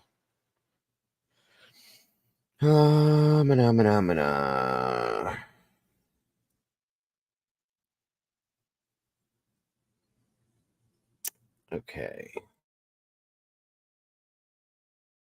Amazingly tragic, obviously, but then the story in the case moves into our system of justice. And that brings me to our question, which is, it's a big one. What is justice here? What is justice for the families? Let me bring in our special guests, the mother and father of Kaylee Gonsalves, Steve and Christy Gonsalves are with us, as well as the attorney representing the family, Shannon Gray. Thank you all so much for being here.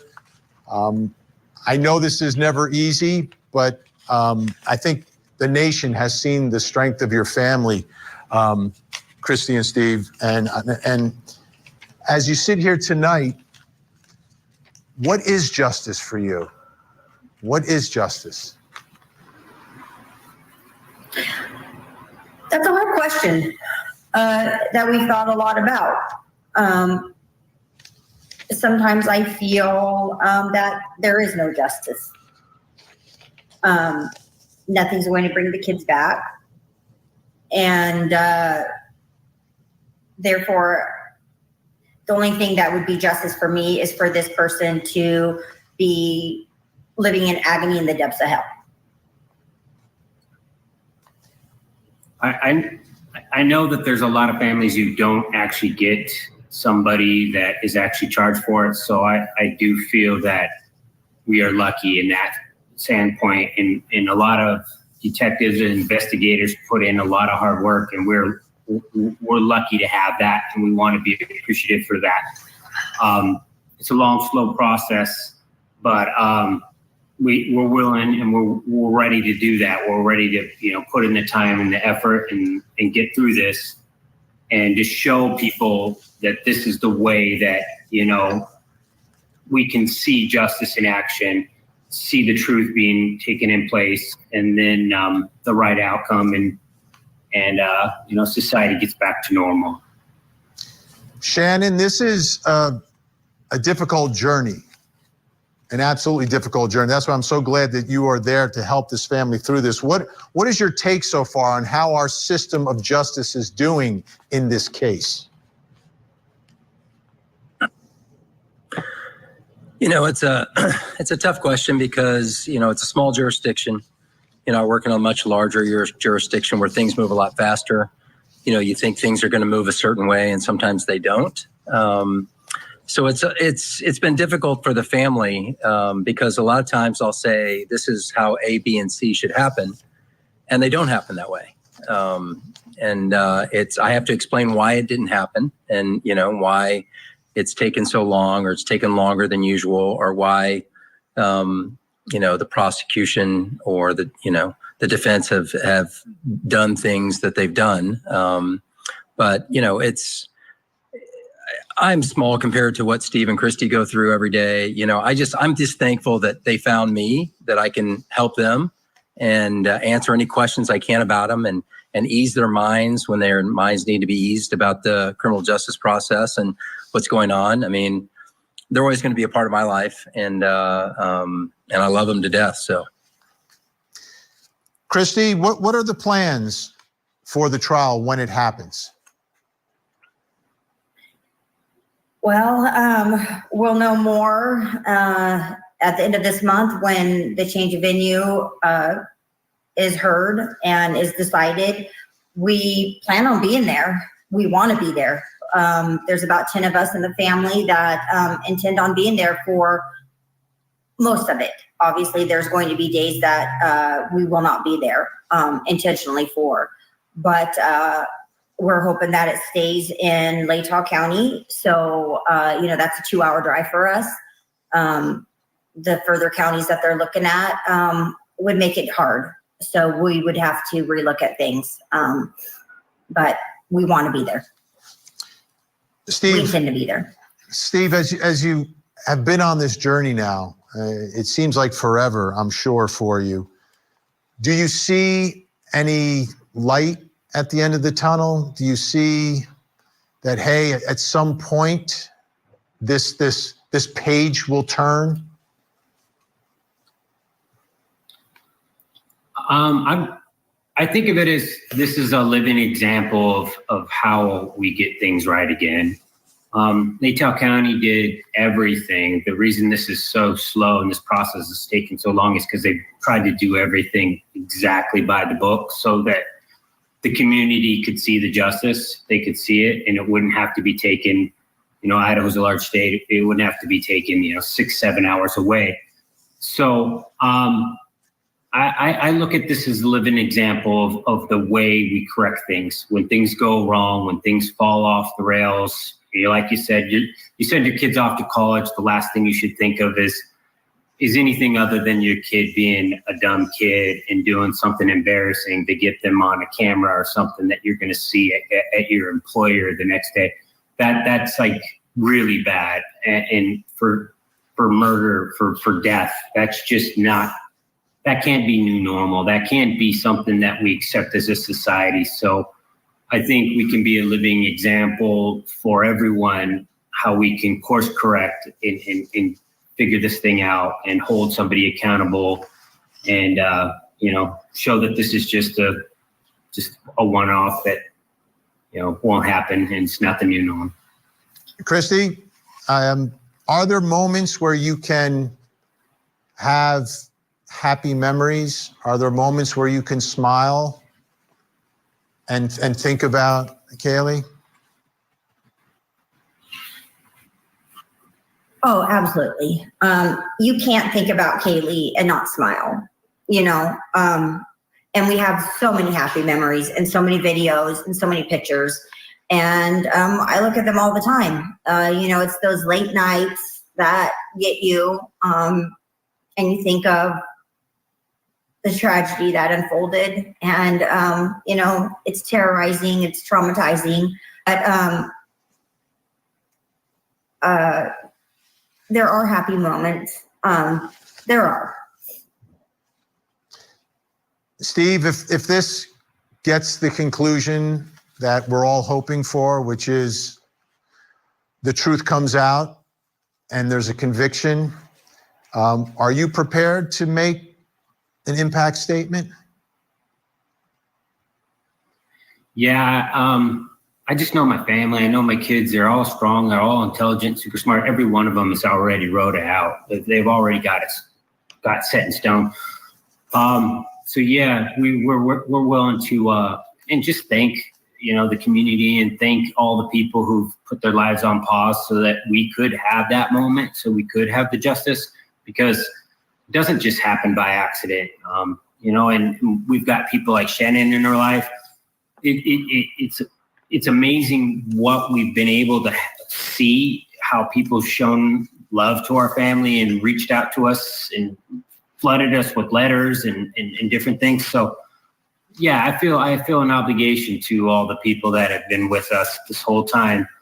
And that's why there's that sense of pressure that, this has got to turn out a certain way. And we're looking forward to seeing that turn out.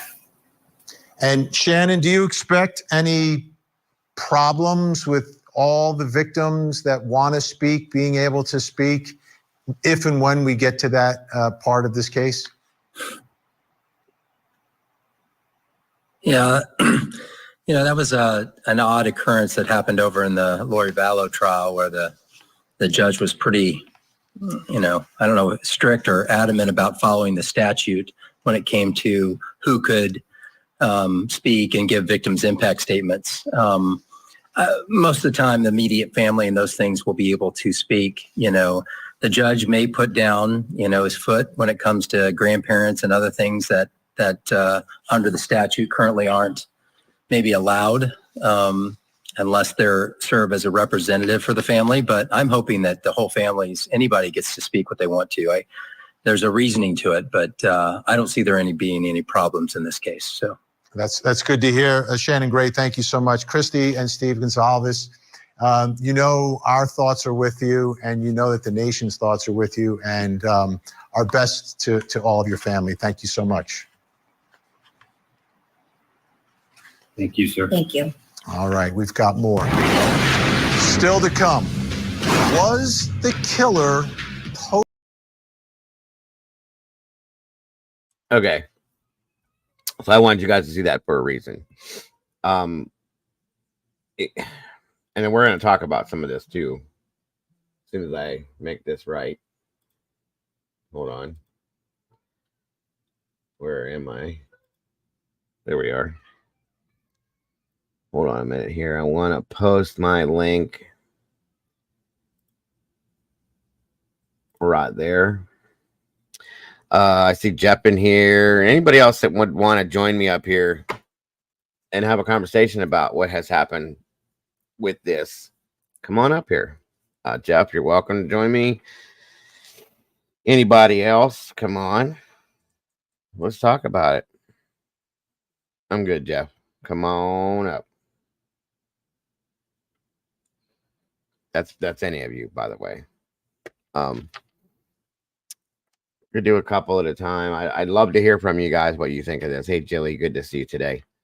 I have my own thoughts on this, truly, but everybody has their own feelings.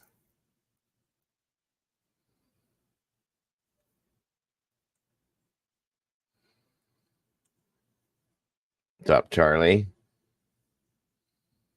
Happy Friday the 13th. Yes. It is definitely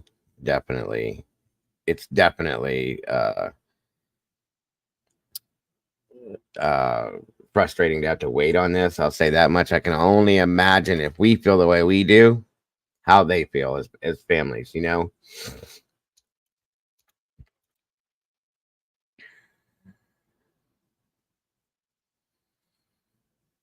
Oh, okay. No problem, Jeff. No worries. Anybody else? Let's see. What I could do is I could open a phone line on it since I have so many camera shy people in a strance. Hold on here. Let me see here.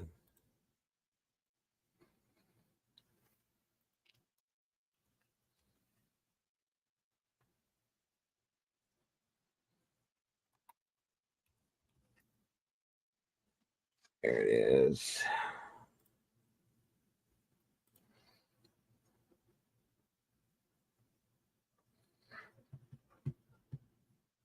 Oh, it doesn't matter. Guilty, innocent, by the way. How you feel. Nobody's gonna. We're beyond all that stuff. At least we should be. So what I'll do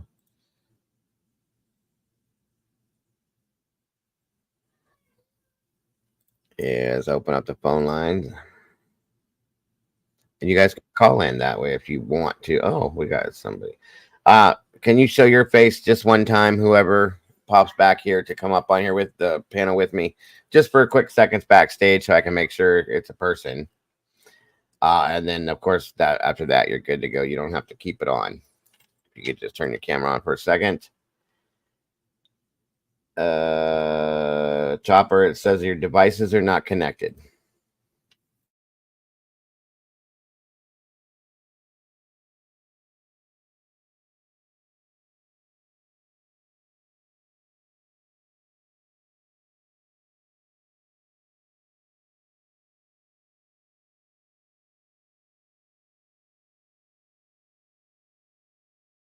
Can you hear me, Chopper? It says devices not connected, which means your mic or your camera are not. There we go. Can you hear me? There we go. It says I have to give you permission, and I have to give it permission. No, you're. Oh, you were doing okay there. Okay, you can shut your camera off, Marcy. I see ya. You can turn your camera off. Do that. There you go. You can shut your camera off. If you don't want, if you want to leave it on, you can. It's up to you. Most people don't like to leave it on. All right. Hi. Hello, and now I can hear you now, Chopper. Are you good? Yeah, I'm good. I'm just saying, did you see me? Like, or did it work or not? No, but you're all right. I trust you. You're good. As long as you're not flashing me no weird body parts or nothing, we're good to go. And I don't think you will, so we're good. Yeah, I wouldn't do that. That's It's gross. okay. That's It gross. happens. It happens. Welcome, both of you, Marcy and Chopper. I appreciate you joining us, and thank you for being here. I'd love to hear your guys' input on this. Hi, Dago. You know, How I'm really conflicted on that. Okay. On your statement. On the Gonsalves statement, or based on Yeah. what was read in the document? Go. Let's talk about it. That's what this is about today.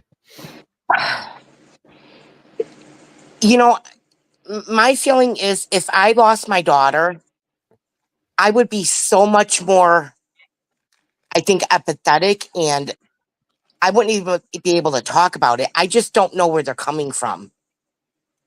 Okay. Like, something sounds off to me. Gotcha. Like, in what way? Like, if you could reiterate a little bit. Yeah, elaborate a little bit. I think Steve is in it for the glory of it. I think he likes the attention. And I'm so sorry to say that.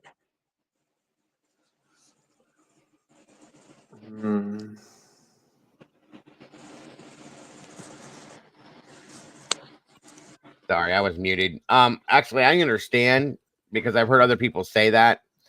I've actually had emails sent to me on that, and quite a few other people think the same thing at this point. Now, I will say this. Of course, I respect everybody's opinions on how they feel about different things. Welcome, Paula. I don't feel that way, but I respect why you feel that way. I see a lot of people have given you reasons why they think that. You know what I mean? So I understand where that could come from. Chopper, I sound like you were going to say something. And again, everything that we talk about, you guys, we may have differing opinions, but we all leave here shaking hands at the end of the day because it's okay to have different opinions. Just make sure It's that okay to have different opinions because it helps us see the picture from, different points of views. Thank you. Yes, absolutely. And So what do you as long think, as, Chopper? like I always say, as long as we can agree to disagree and we can always keep it civil, that's all that matters. 100%. Yes, that's the way it should be always. And it doesn't end up that way sometimes, but we got to do the best we can to work through that kind of stuff. That's all. Be adult. That's it. Yes. Jeff says real quick, I feel Steve's frustration and anger about the situation when he says that he sent his daughter off to college and she comes home in a box. I remember that comment way back when, Jeff, and I have to agree with you. Like, you put your child, when your child goes off to college, they're still children to us. They're not grown up yet. We still feel like they're not ready to be out on their own yet. And you send them off to college thinking that they're going to be protected by the teachers, the professors, the college, and all that kind of stuff, that they're going to be okay. And then they're not. That's where it gets to be frustrating as hell because, yes, they're adults at that point, but they're still our children. So, Jeff, I'm with you on that too. I'm right there 100%. What do you think, Chopper, about what is it okay to call you Marcy? Is that the name? Absolutely. Okay, Yes, Marcy. people. It's okay. Thank you, dear. You're welcome. What do you think about that feeling, Chopper, or that comment?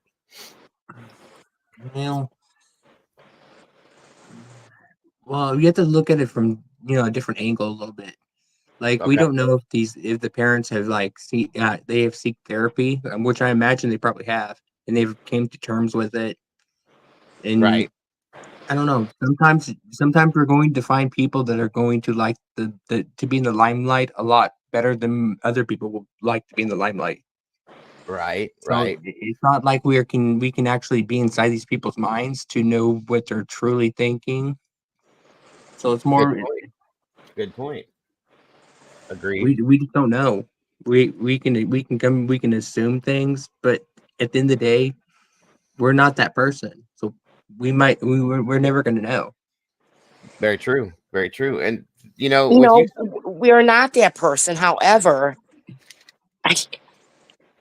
in all reality, if it was my daughter, I wouldn't be seeking the limelight. I would be seeking justice. And it doesn't seem to me like that's what he's doing. That's He something is- I would agree with. If I lost a child, my main focus would be for the justice of my kid. So I can agree with you on that. Yeah, I Thank can see you. that. Well, and here's the thing. Let me speak on that now if I can a little bit. I agree with both of those points. Okay. I don't think I could go and speak on it if it was one of my children. That's just me. But not everybody responds to things the same way. I've learned as far as Wait, like that emotion. is true because if you look at sometimes you look at victim impact statements, Right. it's usually like the parents they have someone else going reading it for them. Yeah, and I've seen a lot of different like cases, I guess you could say, where I've watched a lot of those impact statements, and there's some people that have said that they absolutely hate the suspect. They want that person, like was stated, to rot in hell, blah blah blah. On the other hand, I've seen other people stand up and say, I forgive you for what you've done to my life, my child, my family, and I hope that you go forth and become a better person. I've seen it. It's confusing sometimes to see the different feelings that people express. But at the same time, I think it also has to do with the age of the victim as well. A good point. Yeah, I could very well could. I think that going back to what I was going to say first, the way Steve has been. I know why you're probably saying that too, Marcy. Steve has been on the news, on the camera from day one.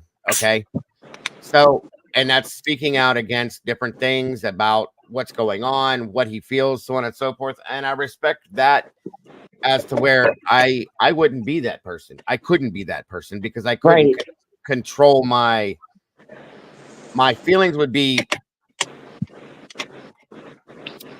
Let me think of how I'm trying to say this. I don't think that I could control I don't even know how I'm trying You to. don't think that you can control yourself to remain in that seat and not going after that person? There you go. Yeah. I couldn't sit on a live TV stream and go and speak without screaming out different things. That's just how it would be. You know what I mean? And that's hard. So I think it's how some people heal too, though. That's another thing, Marcy, is what I was going to say is some people handle things different than others. Like I'd be a puddle. I'd be a puddle on the floor through the whole thing. And there's a lot of people that have been through these situations and can't say how they would react until they've been in that situation. Barbara Hall, for instance, I have to give that woman more respect than I can. She's been through hell and back 3 times over. With her son.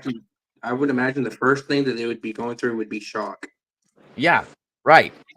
And the reason why I referred to Barbara is because first of all, she's in here. She's a community member, and has been through a lot. And I've helped her along with Arctic and a couple other people with her case about her son.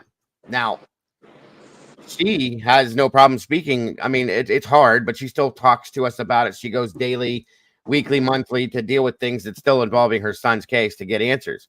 And she's still very strong about it. That's what I'm saying. Different people react different ways based on what their mind pushes them, I think, to do. So I can understand, why Marcy sees what you're seeing that in that sense, but I also see it on another side too, where maybe that's the only way he can heal from this. Maybe that's the only way he's dealing with this is by going out and doing that kind of thing. Do you know what I mean? Does that make any sense? You do make sense. My way of thinking is, you got 4 parents that lost 4 children. The other 3 families are keeping quiet, but this man just keeps going in the limelight. That is the way I'm looking at it. Sure. No, I get it. I understand. I do know, speaking on that Ethan's parents have decided to back away from this completely. They want to move on. They want to just move on with their lives with the other children that they have. And I think being involved in this, going to the hearings, going to the trial, watching this and saying that, doing interviews makes them relive it and they can't get past it. So I respect that wholeheartedly. I really do. I think that Xana's father had a very hard time with this from what I could see based on a couple interviews that he did. I haven't seen nor heard anything from Maddie's mother. or not Xana's father, Maddie's father. I'm sorry, guys. And then I still think that Xana's father had issues, struggles with it too, but they've stayed away from the news. I get that. I see what you're saying. They've stayed out of the limelight or whatever you want to call that. And I think at some point, Steve actually spoke out and said that he was kind of a spokesperson for all of the families because he has spoken to them. So if that's true, okay, I get that. But at the same time, nobody But I else. don't believe that's true. Okay, I understand. I really don't. Okay, I absolutely do. I respect that completely. I mean, it could be, it could not be. We don't know for sure, but they have not spoken out to say that themselves. So that's why I say I can understand what you're saying. If they would have came forth and said, we're going to let Steve Gonzalez be our spokesperson, we don't want to deal with this, that would have been a little different. I get it. Yes, absolutely. That's an interesting way to look at that. Let's see. We're all going to have to go through this. We're all going to have to go through the process. I don't want to be part of the drama. Steve Gonzalez. Yeah. But then again, at the same time, he's the only one we hear from. So again, you know what I mean? I get it. I do. I understand. I'm not speaking bad about any of them at all. Right. I want it to be understood that everybody has different feelings. Hey, Brutally, good to see you. I have a feeling when this goes to trial, it's going to be hell. Oh yeah. I can agree with that too. Literally, I have a feeling it's going to be like a bloodbath. The trial itself is going to be horrendous. I have nothing but absolute feelings on that. You're gonna need every channel is going to need all their mods. Oh God, yeah, it's gonna be back and forth for sure, 100%. Yes, in every channel that covers it for sure. And I've been on this from the beginning, so I'm gonna continue right on through. I'm not gonna stop there. So, and Dale, I have been there since the beginning when this happened with you. I'm still not sure if Bryan Kohberger did this. I'm still not sure. I'm not either. I'm That's still why we're gonna have to wait. That's why everybody. I've said it a lot of times. I don't know how many times I've said it, but we're all obviously going to have to wait for that trial to see what happens. And if a lot of people believe that there's not going to be a trial, well, I can't imagine that there wouldn't be. And I pray to God that there would. If there's not going to be a trial, that means that Bryan is already said, okay, I'm guilty.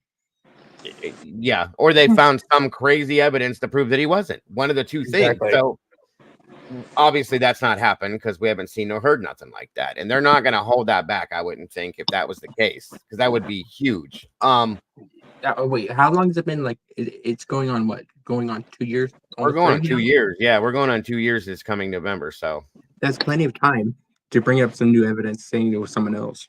Yes, and there has not been anybody else arrested that we know of. There's not been anybody else spoken about that we know of course, other than the rumors and the stuff that's come out via YouTube and all that of different people thinking this, that, or anything else. But at this point, guys, I would think with all the agencies involved, if there was somebody else involved in this, if there was somebody else that did this, if there was somebody else that they've looked at, we would have heard about it by now, in my opinion. Especially with the FBI. That's who I'm talking about. Yeah, 100%. So I don't, I've been in the middle with this the whole time, but I've also leaned towards the innocent side of this in the beginning of this, because when they came out and said, I was waiting to hear, I'll put it this way, I was waiting to hear them come out and say, all right, we got all this DNA out of his car. We found this in his home. We found this in his office at work. We found this, and this.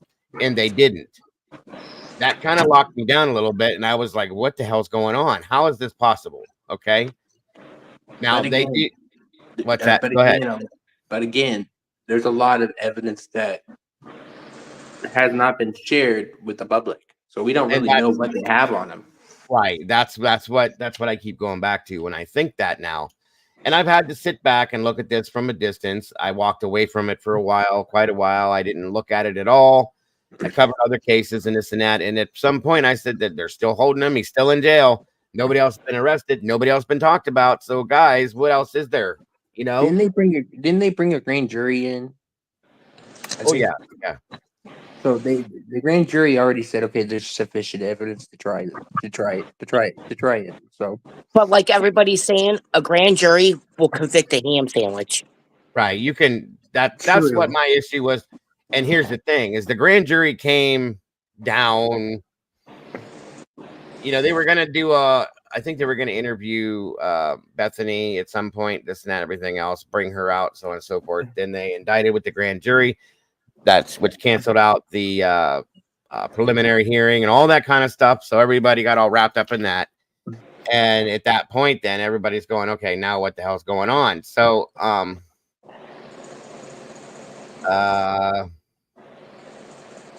on 1 second, guys. I'm checking something.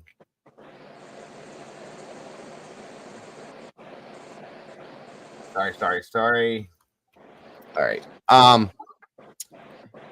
What the hell was I saying? Oh, the grand jury indicted, so on and so forth. But there was also some talk about some of the members of the grand jury stating that they weren't comfortable with the amount of evidence that was brought out. Okay, so I don't know how or what that exactly covered, or what's going to happen with that, or what the deal was with that. I'm sorry, but again, it all turns back around to the trial. It's about the trial. You know what I mean? Yeah. I can't say Bryan Kohberger is guilty. I definitely can't say Bryan Kohberger is innocent. Of course, I stand with the innocent till proven guilty scenario, and that's the way I've always been with this. I've never came out and said I thought he was innocent. And I've never came out and said I thought he was guilty, because I can't. We didn't see a clear-cut photograph of this kid pulling into the house and walking in the house and then walking out. Otherwise, he did it, period, and we're not going to see that. But we're also told at the same time that we're made to believe that there's digital evidence that they may have on him, that there's this, that there's that, that there's, these other things, the phone pings, all this, that stuff is also questionable, though. So it's very hard to make some kind of a suggestion as to innocence or guilt in this, as far as I'm concerned. Right. And that's why I've stayed at this point with this. You know what I mean? So as for right now, Bryan Kohberger is technically, he's like he is innocent by law, by the legal standards. Yeah. But definitely, like, even if, for example, with the grand jury and all that or whatnot, we're human. Even we can make mistakes. That's part of being human. Absolutely. Yeah, definitely. So I always take everything with a grain of salt, especially what I hear and what I read online when it involves this case, because we really cannot really. It's even with any trial that I watch, I cannot automatically go and say, okay, this person's guilty. No, I usually give the person about 2 or 3 days by listening to testimony and hearing the evidence before I'm like, okay, guilty. Yeah. Absolutely. So what do you two think about the venue change being granted? What do you think about the judge changing? And the fact that that's 300 miles away from where Latah County was? And what are your thoughts on those things, if I can ask? Well, I think that was the judge's easy way out, to be honest with you. Mm-hmm. And I don't care anywhere in Idaho he goes, they know who he is.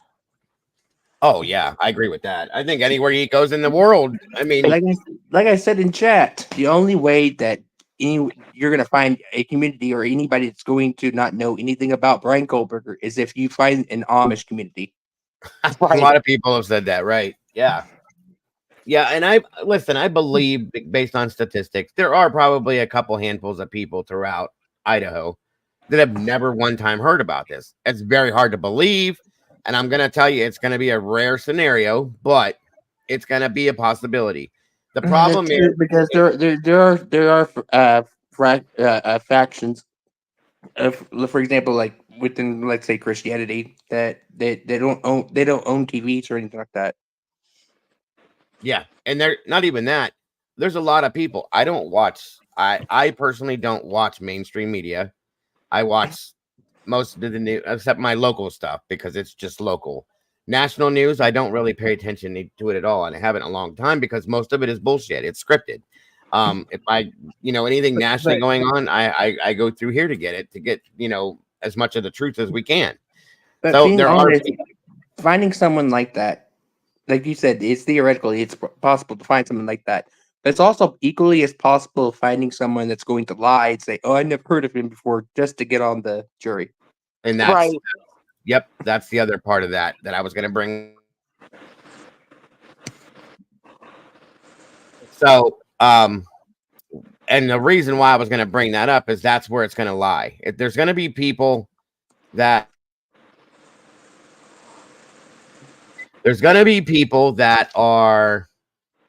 that do know all about the case. The thing is they're going to have to be able to put everything they feel and think aside, and to be able to. That's going to be the issue, right? Because you're going to find people that are automatically going to be like, he's innocent or he's guilty, and they're not really going to give Bryan a fair trial just because it's having this mind frame. Sure, absolutely, I do agree with that. Now, I believe there's people out there that can put everything they think and feel aside, listen to the facts, and I also think that there's people that could be completely 100% thinking that Bryan is guilty right now, that could go into that jury pool and see evidentiary stuff that they haven't seen or heard yet and change their mind. That's going to be something I think too. But the problem is everybody that deals with this is going to have be completely empty their mind out about this scenario. Again, my opinion. You know what I mean? To be able to, you're 100% right on that. But to find people that are able to do that, that's a good question right there. And that's going to be a struggle, because if anybody watches anything we cover of those people, I don't see them being able to do it truly, because there's so many people are so locked down about this. Do you know what I mean? That they don't even want to change their mind. I mean, you could bring them something. So I've seen people that are, hold on, guy.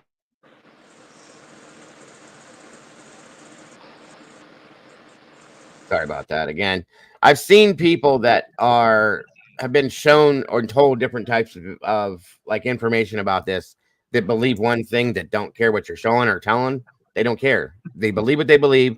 That's what they're going to believe no matter what. Those people are the people that are dangerous to put on a jury. I'm sorry. See, I don't even know if I could go in there and empty my mind out and my thoughts and my process and be able to sit on that jury comfortably. I don't think I could.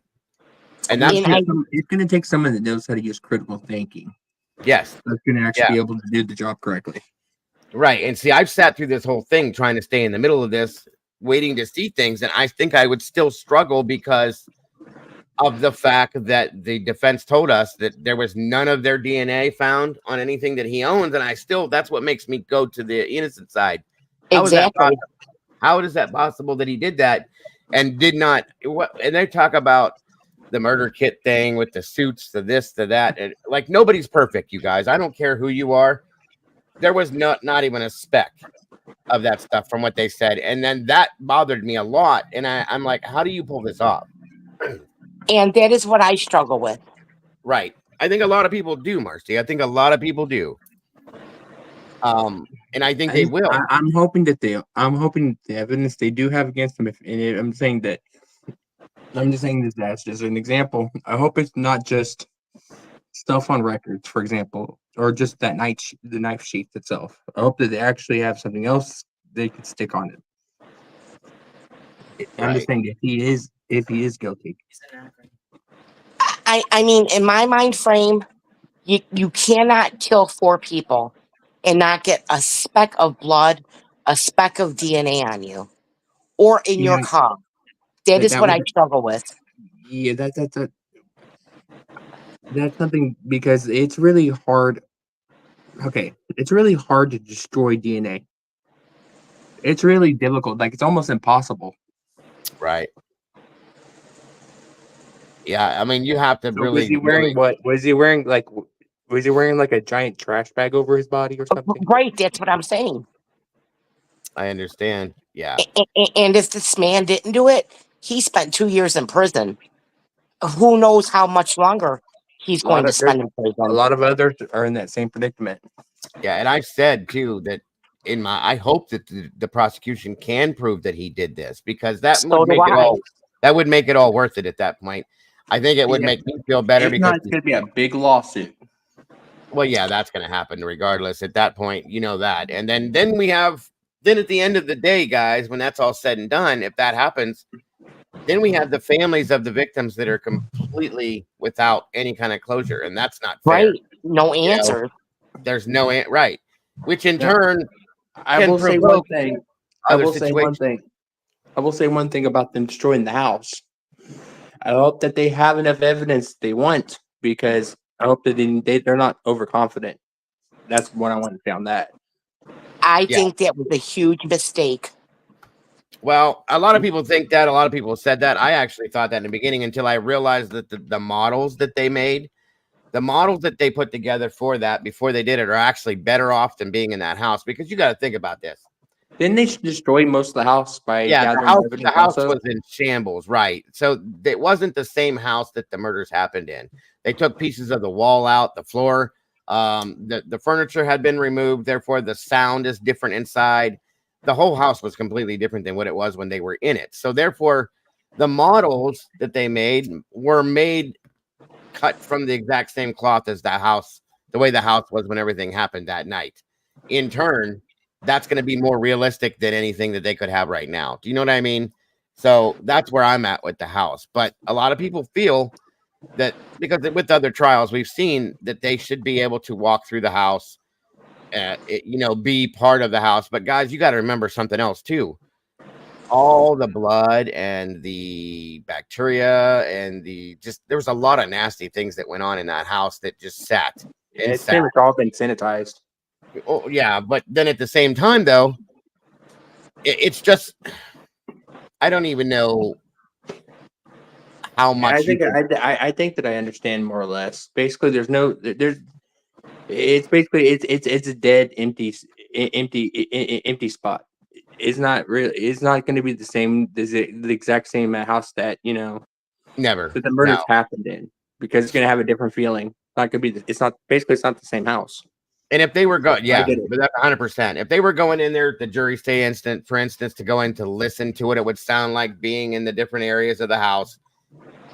You're not going to hear it the way that Dylan may have heard it, because the furniture's missing. That changes the sound quality of the house. The wall pieces that were taken out, the floor pieces cut out. It changes the whole sound of what the house sounds like at that point. So you're not getting the same thing that she would have gotten. Do you see what I'm saying? So having those models and being able to do it that way, I think is 10 times better than what they would have had. So that's why the defense had both prosecution and defense both said, tear it down. We don't need it. We're good. We're better off without it. So that part I understood. After in the beginning, I was with the families, like, I think we need the house, blah, blah, blah, trying to support the families until I saw those other things and went, I don't think so at this point. So yeah, but I can also see, why they also wanted to remove it, because they would probably end up turning into like a big tourist attraction. Sure. Yeah, and it's also it's a bad memory that's just sitting there. You know what I mean? Yeah. With everything that they have on that campus, to walk past that every single day, it's just probably not something that everybody would want to see, in my opinion. So therefore, it's better for morale. Anyways, I'm gonna jump back down. I just want to come up here and say some. No, I appreciate it, Copper. It's nice to hear from you, 100%. Like I said, I always love to hear your guys' point of view on things. So thank you very much. I appreciate it. Me too, Absolutely. Dago. I'm jumping down. Absolutely. Both of you. Thank you so very much. And you guys are always welcome anytime to pop up here. Thank you very much. You have a great day. You too. Yep. Bye-bye. Bye. Bye. Miss Sherry says blood leaked through the walls outside. That cannot be cleaned without replacing the floors, walls inside and out. Very true. Very true. Very true. Hey, Michael. Yeah, the acoustics would be completely different in the home because of the things and the way that it was dealt with. Excuse me. Let's see. And that's, yeah, Jeff, I agreed with that too. You definitely don't want a bunch of people showing up on campus just to drive by the house and stare at it. And it keeps the memory rolling and the bad memories, in my opinion, too. So,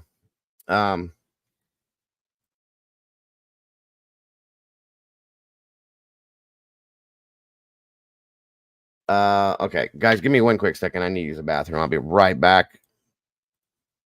Grab a drink if you want it or whatever you got to do, but just give me a minute here and I'll be right with you.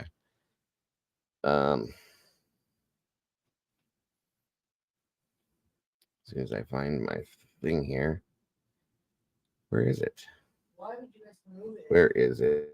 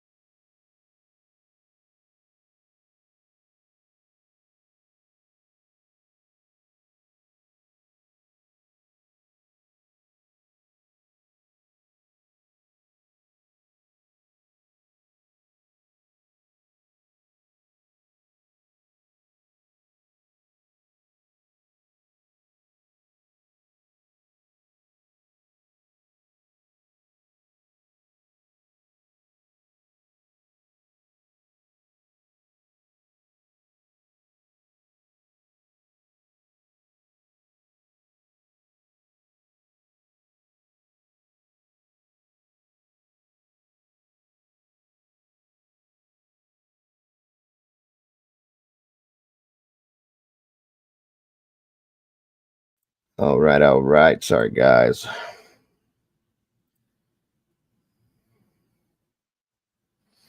What's up, bro?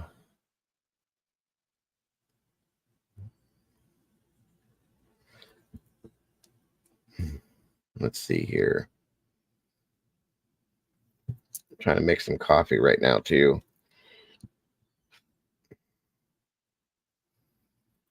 Yeah, that's another issue, too. I remember that. It's still, even with the house not being there, it's still become a tourist trap. It's kind of sad, honestly. Good to see you, Ro. Thanks for joining us. Yeah, I wish we can just fast forward, get the trial. I really do too. I wish we could have been sitting in the trial right about now. It's been too long. But it is a death penalty case. Remember that. So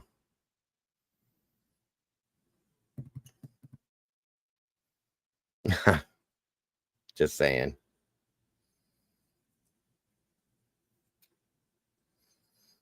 Checking the chat here to make sure everybody's questions.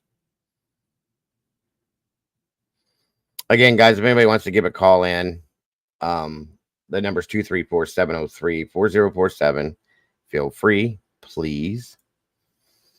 Hey, Chick Bait, good to see you. Oh, I'm sorry to hear that, dear.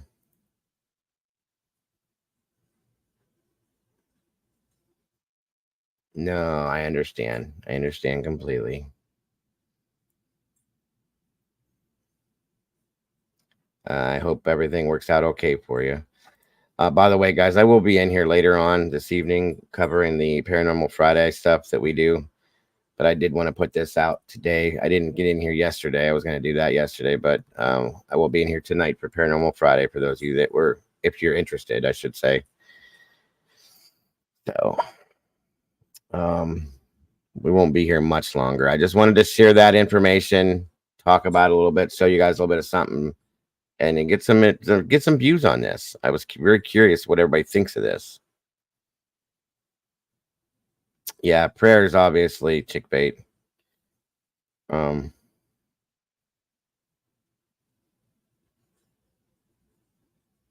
Absolutely.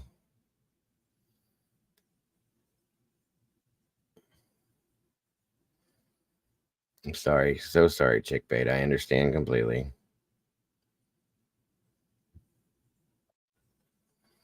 Jeffrey? Jeffrey? Can you hear me, sir?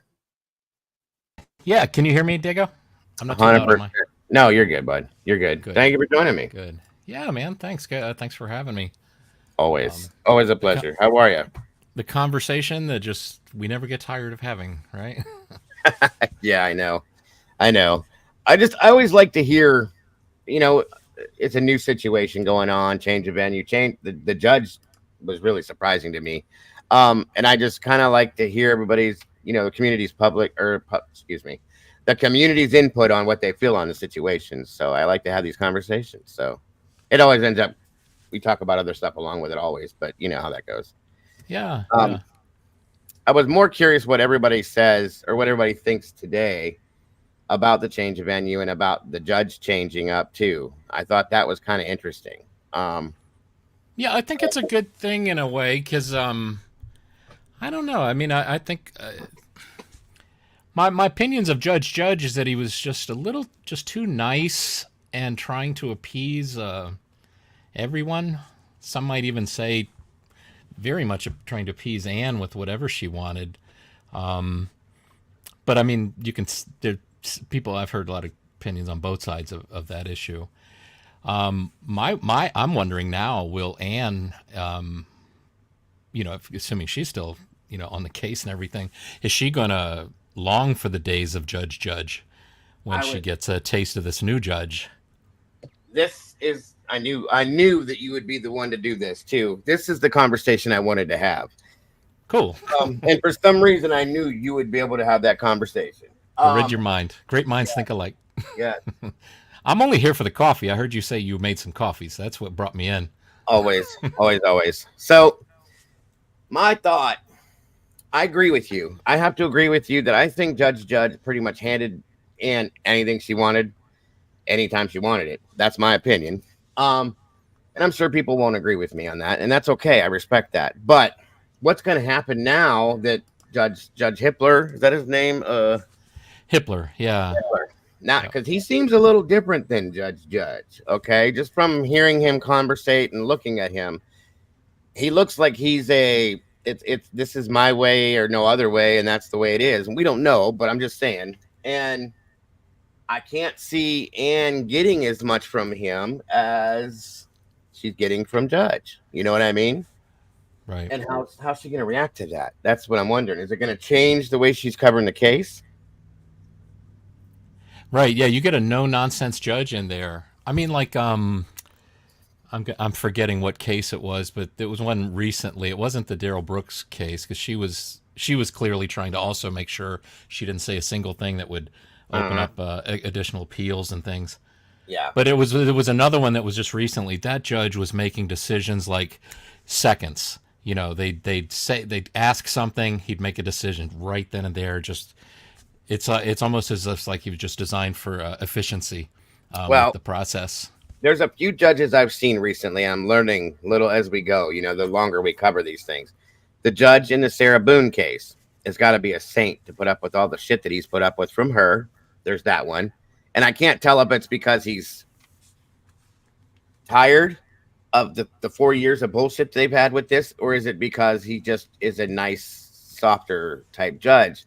Then we have Judge Gall in Delphi that there's no way in hell would, in my opinion, have handed over half of what she did, half of what Judge did to the defense. Okay. So it's this, when you see all these different types of judges and the way that they handle things, it makes you wonder. And I'm curious to see if the dynamic is going to change with a new judge in a new area. Right. So, how about the Murdaugh judge? I mean, I think he was pretty straightforward. Yeah, he was pretty strict and straightforward. Yes. Yeah. I agree. And the judge in the Ballo case, I don't know, you guys. I'm really curious because, yeah, right, Pebbles. That the judge in Boone's case is, he's got to be an angel sent from heaven to put up with what he has. The judge that was in Daryl Brooks' case, she was an angel too. There's no way these people would put up with this stuff, but they do.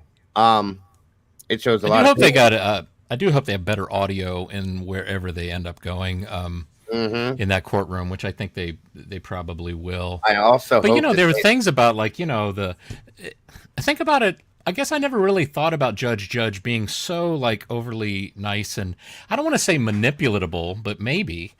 But remember it wasn't a camera that zoomed in on BK's crotch in the courtroom. It was people who took the photo and then zoomed in on it. Yeah. But that was enough to make a judgment on the camera position. And then the judgment about didn't it seem like it was counterintuitive to have a YouTube channel where they show the hearings, but then take them down the moment the hearing's over?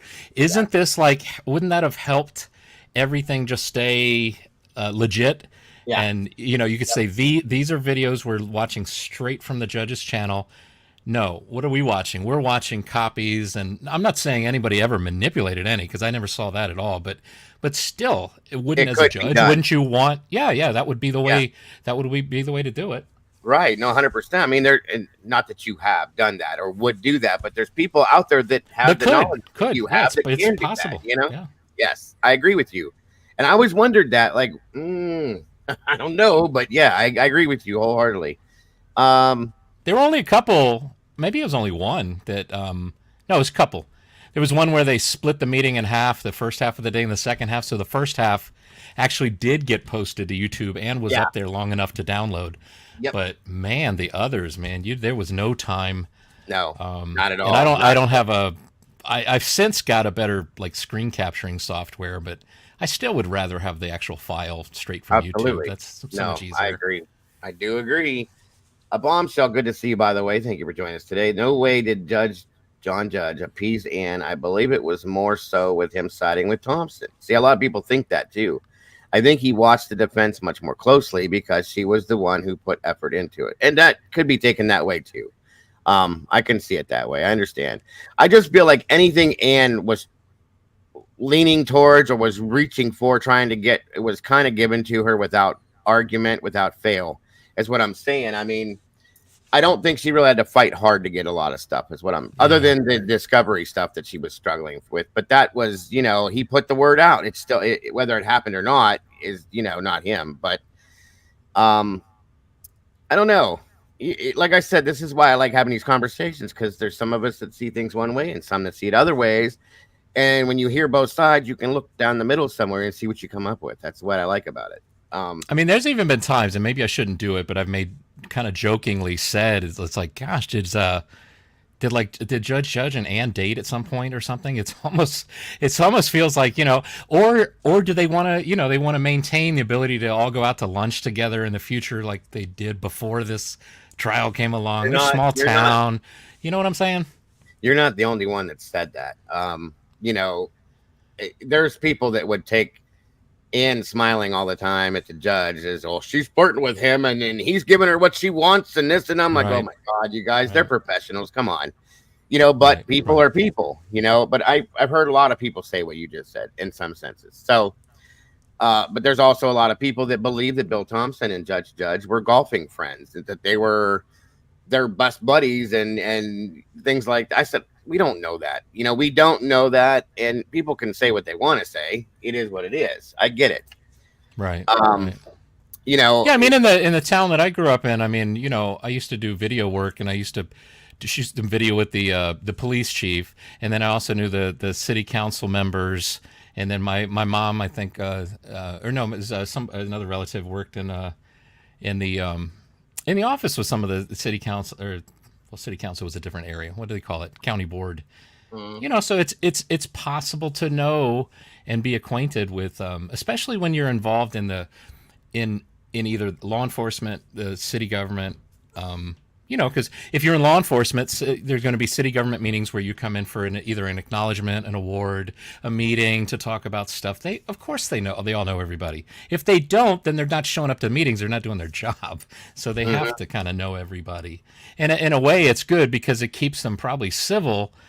And could be, I mean, that this is small town Idaho. This is what we're seeing is civil to the extreme. The town that I live in the county or the township now, but when I lived in the city, there was a judge that we had on the bench that was a raging alcoholic. And I mean, every single day he would do his job. I think a lot of people thought that he actually was drinking while he was on the bench a lot too, because he just had that look. And there was a local bar in town that you could walk into after 4 p.m. any day, and his name was Judge Old. You could see him sitting there at the bar every given day, Monday through Sunday, court or no court, okay? Every single day. And there were people that would go into that bar that would sit right next to this man and get hammered, go out driving, get a DUI, and go to court the next day in front of this judge. And he still, in fact, the words I've been told is that he bought some people drinks sometimes because he's a judge and he's got money and all that. People were real nice to him. You know what I mean?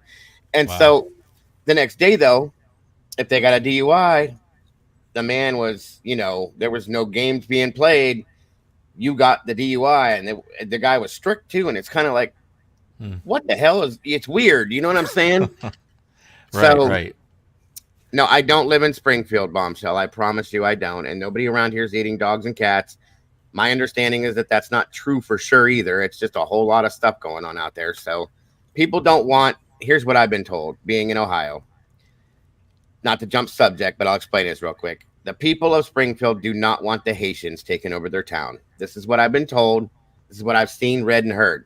Because of that, they're taking a really big thing or a very small little thing that happened and turning it into something huge. The woman that did try to eat a cat, we showed the video the other day, was not Haitian. She lived there. She grew up there. She's been there her whole life. She had some kind of a mental breakdown, okay, which happens. And that's what happened. So it had nothing to do with that. I've had people messaging me, oh my God, are you okay? You're going to get attacked by the Haitian zombies. And I'm like, what the hell are you guys talking about? So anyway, I see you, Walt. So yeah, but to go back to where we were at, it happens in small towns, guys. It does happen. The government people are very close. They have Christmas parties together, but at the same time, they try cases against each other. It's crazy to think of, but it does happen. Right, Pebbles. That's exactly what happened because the people of the area don't want the immigrants coming in. And this is what's true. The immigrants have come into that area and they've made it a mess. They don't pay their bills. They live for free. They don't have garbage bills. They just throw their garbage wherever they want to. They have caught on video a couple of the immigrants like stealing ducks out of the pond. I don't know what the hell they're doing with them. Just saying. But it's turned it into this big thing now. And it's not what it looks like, guys. I'm promising you. We don't, like, people around this part of Ohio don't put up with shit like that. They just don't. And everybody here is armed now because of the laws that we have. People are not going to put up with people coming at them and attacking them because they will just do what they got to do. There's no concealed carry license. There's no nothing. We have an open carry state. We have the stand your ground law. We can pretty much do what we need to do if we need to do it. A bad person knocks on your door and they have bad intentions. They're probably going to leave differently than they showed up, is how it happens out here from what I've seen. So they want things, especially in the more rural areas like Springfield is, they want things a certain way. When that changes, there's a problem. So they will say and do what they got to do to keep their community the way they want it. That's all I can say about that. I don't live there. I'm not very, very far from there, but I don't live there, and I've seen how things go, is all I'm saying. So, hold on a minute. Johanna, welcome. Oh, you're good, Jeff. Hold on. I'm trying to make sure I got everybody's comments here. As soon as I saw that, I knew. No, I'm not. I'm definitely not there, Bombshell. I'm not far from there, but I'm not there. But we have had an influx of Haitians move into areas here in Ohio. It's been a lot. Some of them have actually been here for years, though. So there's that. But some are new.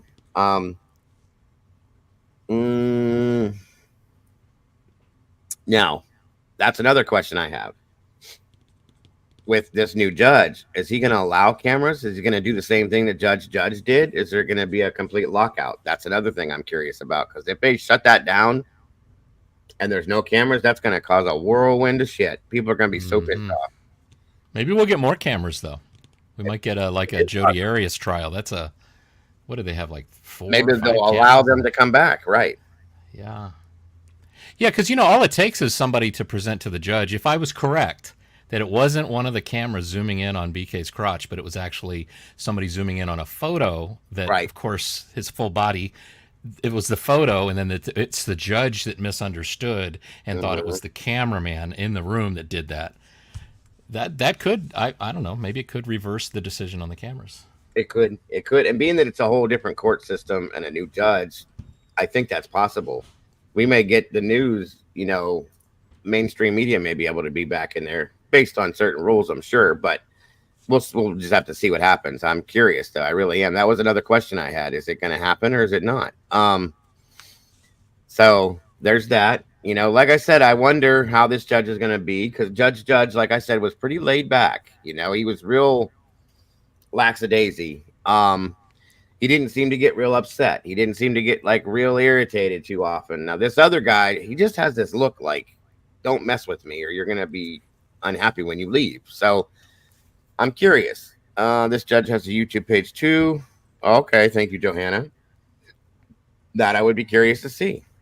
Did you see? I first heard about it from JLR, and he played an interview with Hitler. And I thought, and I actually commented on his video, it's like, you ought to put a graphic up on screen that says this interview that he's talking about isn't referring to BK, but it was a comment he was making about the Chad Daybell case. It was an old interview. I think I just showed that a little bit ago. Yeah. Yeah. So, but I think at least JLR, I can't remember the words he used, but he kind of described him as a tougher judge, is with the sense that I got. I mean, I didn't really get that sense completely from the interview, though. But he was just kind of, the interview that I showed, he was kind of to the point. There was no gray area. It was just black and white. Here it is, boom, boom, boom, and that's what I think, and that's where we're at. So we'll see. You know what I mean? We will see. I think a lot of these, it brings to mind justice with the blindfold and the scales. It's balanced, it's blind. You just make your judgment based on the law. Yeah. I think we're all just eager for it to get going. Let's. That's the biggest thing. Yes, sir. I think we all expected this trial to be probably over by now at this point, and a lot of people forget. For one, it's a death penalty case. For two, there's been a lot of shit going on with this case throughout the whole thing. And it just, death penalty cases take way longer than most do. There's that. Okay. And you have to expect this. There's been a lot of different little things that have happened within the defense and stuff like that. And I agree. I wish we were going through it already, but at the same time, I think we all need to be patient, understand that we want this to be the best possible case it can be, to ensure that, one, Bryan gets the trial he deserves. Two, that they pull true justice out of this for the victims and their families, because there shouldn't be no mistakes. And John Judge made a statement early on when he first started this, I don't want to try this more than once. I'm right there with him. It should not need to be tried more than once. I'm sure that there's going to be appeals if it goes to the negative. And okay, great. But to have to try the case more than once before that would just be a mess. And it doesn't need to happen. So let's make it right the first time the best way we can and get it out of the way. You know, Right. Granted, it's going to take longer, but hey, to do it What'd right. you think about? What'd you think about his statement that this change of venue decision is the hardest of his career? I mean, when I heard that, and I thought, wait, you've got a the ones that are coming are going to be harder than this one. So does that mean that you're not ready for those? If this one about the change of venue is the toughest one of your whole career? I heard that he was going to be retiring. So, you know, I don't know. That was part of what I took as an understanding as to, it was stated, well, you've seen Vinny don't want nothing to do with anything other than the fact that the judge doesn't want nothing to do with the case, which was surprising to me. So, okay, we'll go with that, Vinny. And it made me wonder, like I said earlier on, if either way this case ends up, if Bryan's found innocent, that judge is going to take hell from a lot of people. If Bryan's found guilty, that judge is going to take hell from a lot of people, possibly. So he's going to get it on both sides, no matter what he does. Is he trying to get out of this so that he can retire with a good reputation and people liking him? Or, I know that sounds dumb, but people do things for dumb reasons sometimes. Or is he over his head and he doesn't want to deal with this at all? There's a few things that you can look at, because I've never seen this happen like this, where they have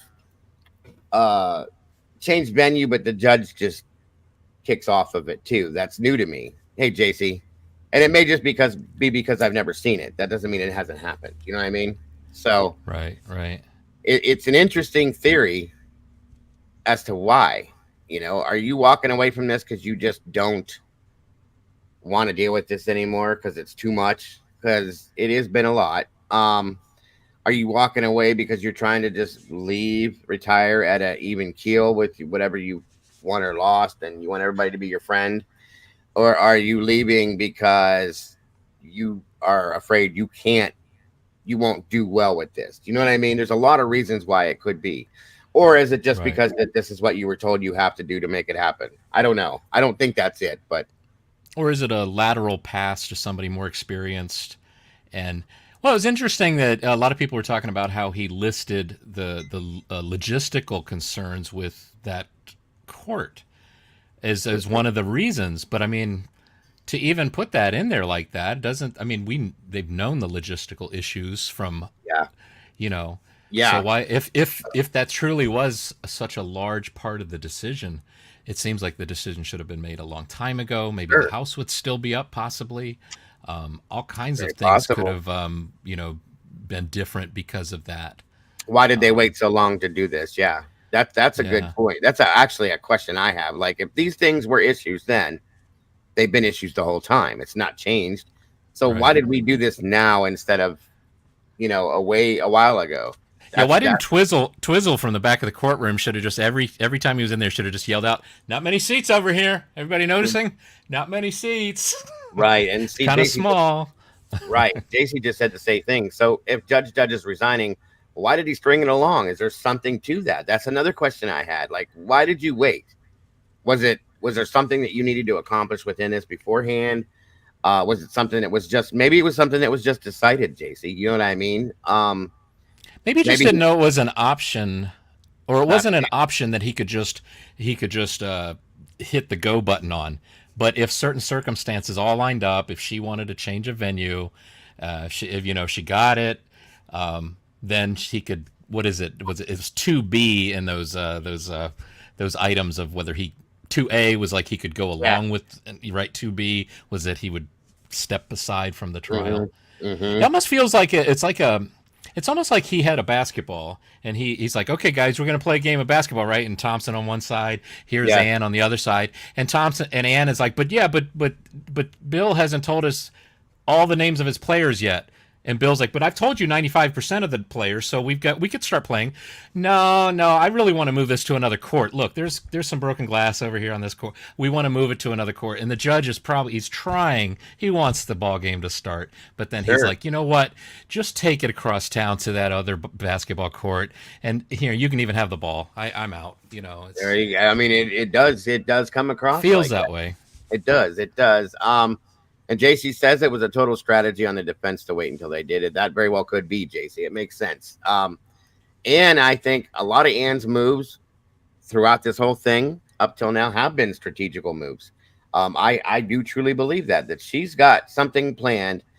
She knows what she's doing, and I'm just curious to see how the hell it works out, because it's very interesting to watch how she does things. I'll say that much.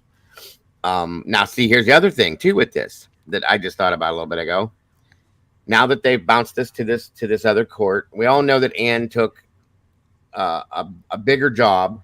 Okay, she's with the state now, not just the local municipality. She's got a bigger title per se. Is that going to make a difference in this court system, do you think, or is it just going to be the same as what it would have been in Moscow? I'm curious about that too. Yeah, that's right. She's got her own firm now, or she's part of a firm, or is partner or something. And she was right, and she was put into a higher position with the state rather than just where she was as far as the local public defender. So it was interesting. Though all these little things happening are kind of like, okay, what are we doing here? You know what I mean? So also, is it a move that I thought I heard somebody once say that, you know, trying to move it to like a Boise or somewhere that might the chances of jail is higher than death penalty. Mm-hmm. So is it possible? And I haven't been doing true crime for that long, but in the past, have the public defenders felt like, oh my gosh, you're going to be found guilty, but at least let's keep you alive. So that's the strategy to go, you know, I'm just making a speculation here, of course, but is it possible that it's like, that's all the strategy? It's like, if she knows some damning evidence against BK, I mean, she's not going to say it, of course. She's going to put on a poker face. She's going to work the public, I would imagine, too, to make them feel that, you know, when she says, how did she word it? He's definitely innocent. You know, that kind of thing. I don't know. Right. I don't know. Poker face is a funny thing because it's like, gosh, I think I know what you believe, but I'm not sure what you believe, you know? Yeah, sure. Absolutely. Pebble says that she's not with the state. Now, the document that we went over in here, the way I understood it was, yes, she's independent now, but I also understood that she's working with the state public defender's office now as well. And that was kind of like what kicked her up there. Now, if I'm wrong, I'm wrong. But when we went through those documents, that seems to be how that read. I very well could be wrong, and it was completely misunderstood, because I'm not an attorney by any means. I've just learned all this as we go through here. But that's how I thought, you know, when we read through it, that it meant, although she is independent as well. So I guess maybe I didn't understand it then. So that's my mistake.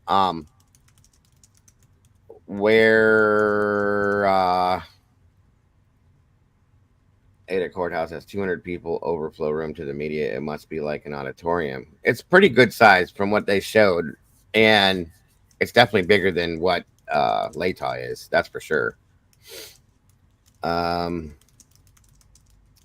We've waited since 22 to get a 25 trial. If everything has to be redone with the new judge, I don't think it will.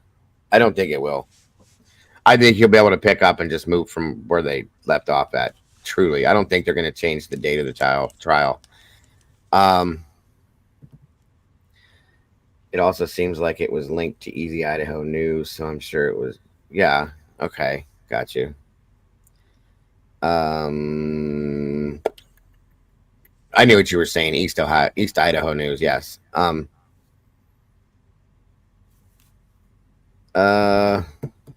Just checking the chat here. What do you think about the gag order? Do you think that will change from the way it currently is? No, I don't think so. I think that was put in place. I think if they remove the gag order, all hell would break loose. I think that would be a mess. I truly do believe that.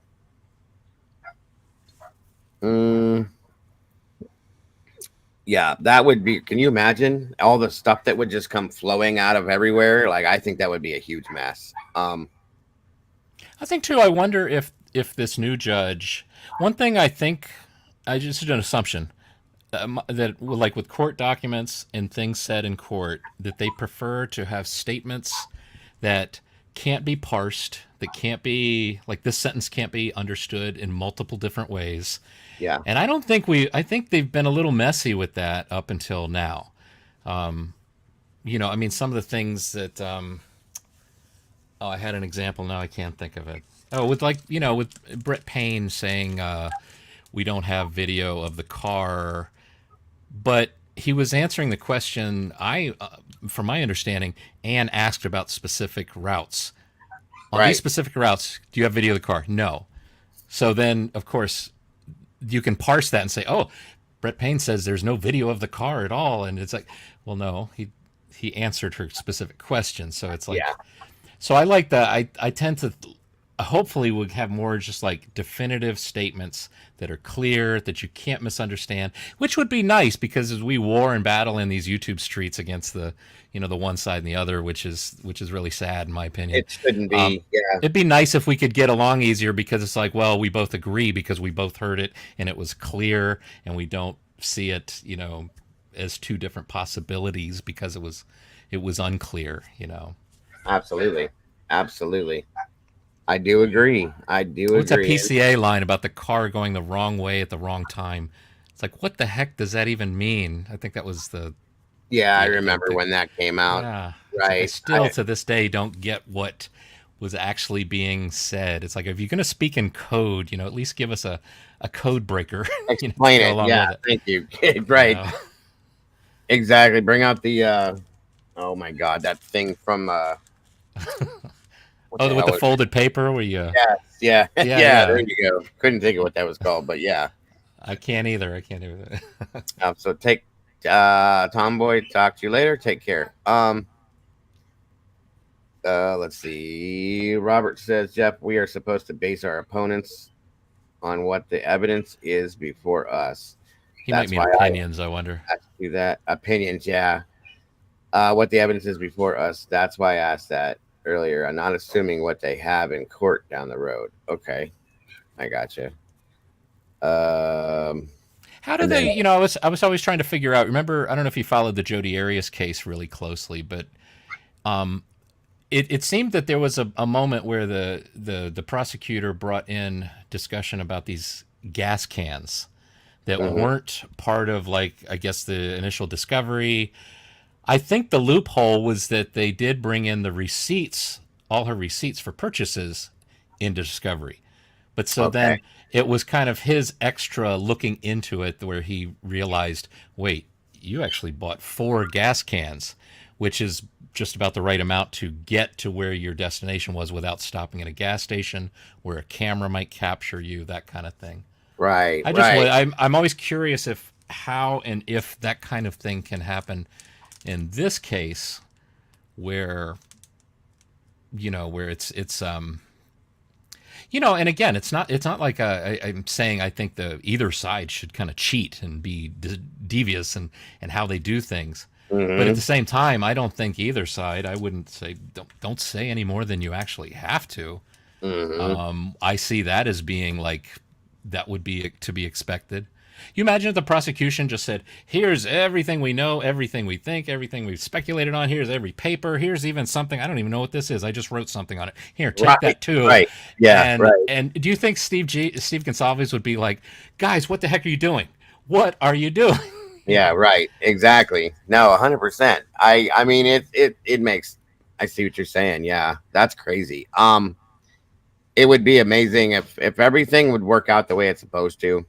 If everything would just fall into place like it's supposed to, it would make things so much easier, obviously, but that's never going to happen, guys. We know that. It just doesn't fall into play that way. Right. What's that famous line from OJ trial? If the glove doesn't fit, you must acquit. You must. Right. They put it was like the deciding moment of like, if this glove doesn't fit, then you must probably acquit. Is not the one who did it. Yep. I can't remember it was the attorney that Johnny Cochran said that. Yeah.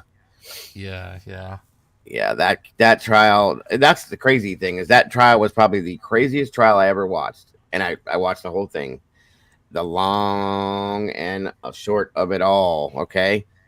And this trial is going to blow that out of the water. There's no way in hell that this will blow it completely out of the water. I'm promising you that.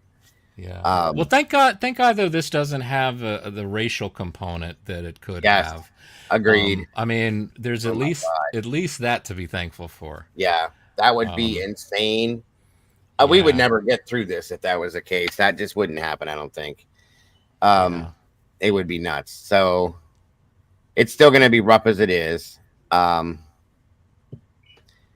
Yeah, well, see that, and that's something that took me by surprise too. Johanna brings up Payne had to admit on the stand that he doesn't know where 5 important videos are with the right timelines. He gave prosecutor everything. But go search yourself. What the hell? That was something I was really bugged by. I'll be honest. When they put Payne on the stand and he couldn't really answer anything, I don't know. I'm not sure. I can't recall. What are you doing? Like, was she doing it on purpose because she knew he was going to answer that way? Did he screw up something? Hey, Phil, good to see you. That he was supposed to do. I mean, they had plenty of time to know that he was going to be there to pick up these things, to look at these things, to find the stuff he needs. He didn't do it. And is that what he's supposed to do? Or was it a mistake? Or did she know that he was not going to answer these questions, and that's why she did that, is what I was coming out with. And that's kind of where I took that from, because of everything she's done, the strategy behind it, that Ann said, I know that this man is going to come onto the stand and he's going to answer these questions, and the whole world's going to look at him and go, what are you doing, bro? And that's going to cause a problem. You know what I mean? That's kind of what I think she did that for, because the things that he did answer as compared to what he didn't answer didn't do anything with this case. It didn't change nothing. The point was, I think, to see how he answered and how he reacted is to make everybody go, what's going on? You know? So. Right. Also, too, I don't hear a lot of people talk about how when the prosecution asked Payne how many times he'd gotten together with Ann to look at evidence, go over evidence, go down to the office to help her, and he said it was 6 times. That gets talked about very, very infrequently. But hardly ever.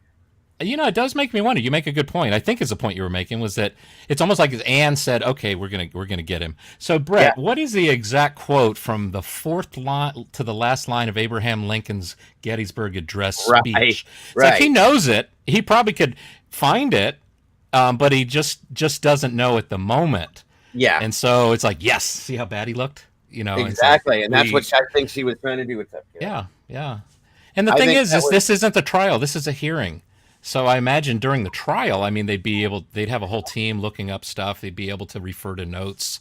She was again. What is the motivation for him to spill his guts on everything, and during this hearing for her that's clearly out to destroy every amount of good law enforcement work that they've done? I mean, there's no motivation for him to say anything extra than what he's required to say, and I don't blame him. And I'm sure she probably knows it too. She knew exactly what she was doing, in my opinion. And I'm telling you, thank you, Barbara. Thank you. She's my heart. She knew that he was not going to answer those questions the way that she was asking. She knew that he was going to kind of look kind of dumbfounded on the stand and look like a fool a bit because he couldn't answer those questions. That, and I don't care what anybody tells me, is exactly what Ann Taylor was proving at that point. None of that stuff that he was going to answer was going to change anything, make a difference, prove anything. It was just to see him react to those questions and how he answered. That's wholeheartedly what I think she's doing. And I'm telling you, it's going to come out later on. It'll be part of a thing. We'll see it all.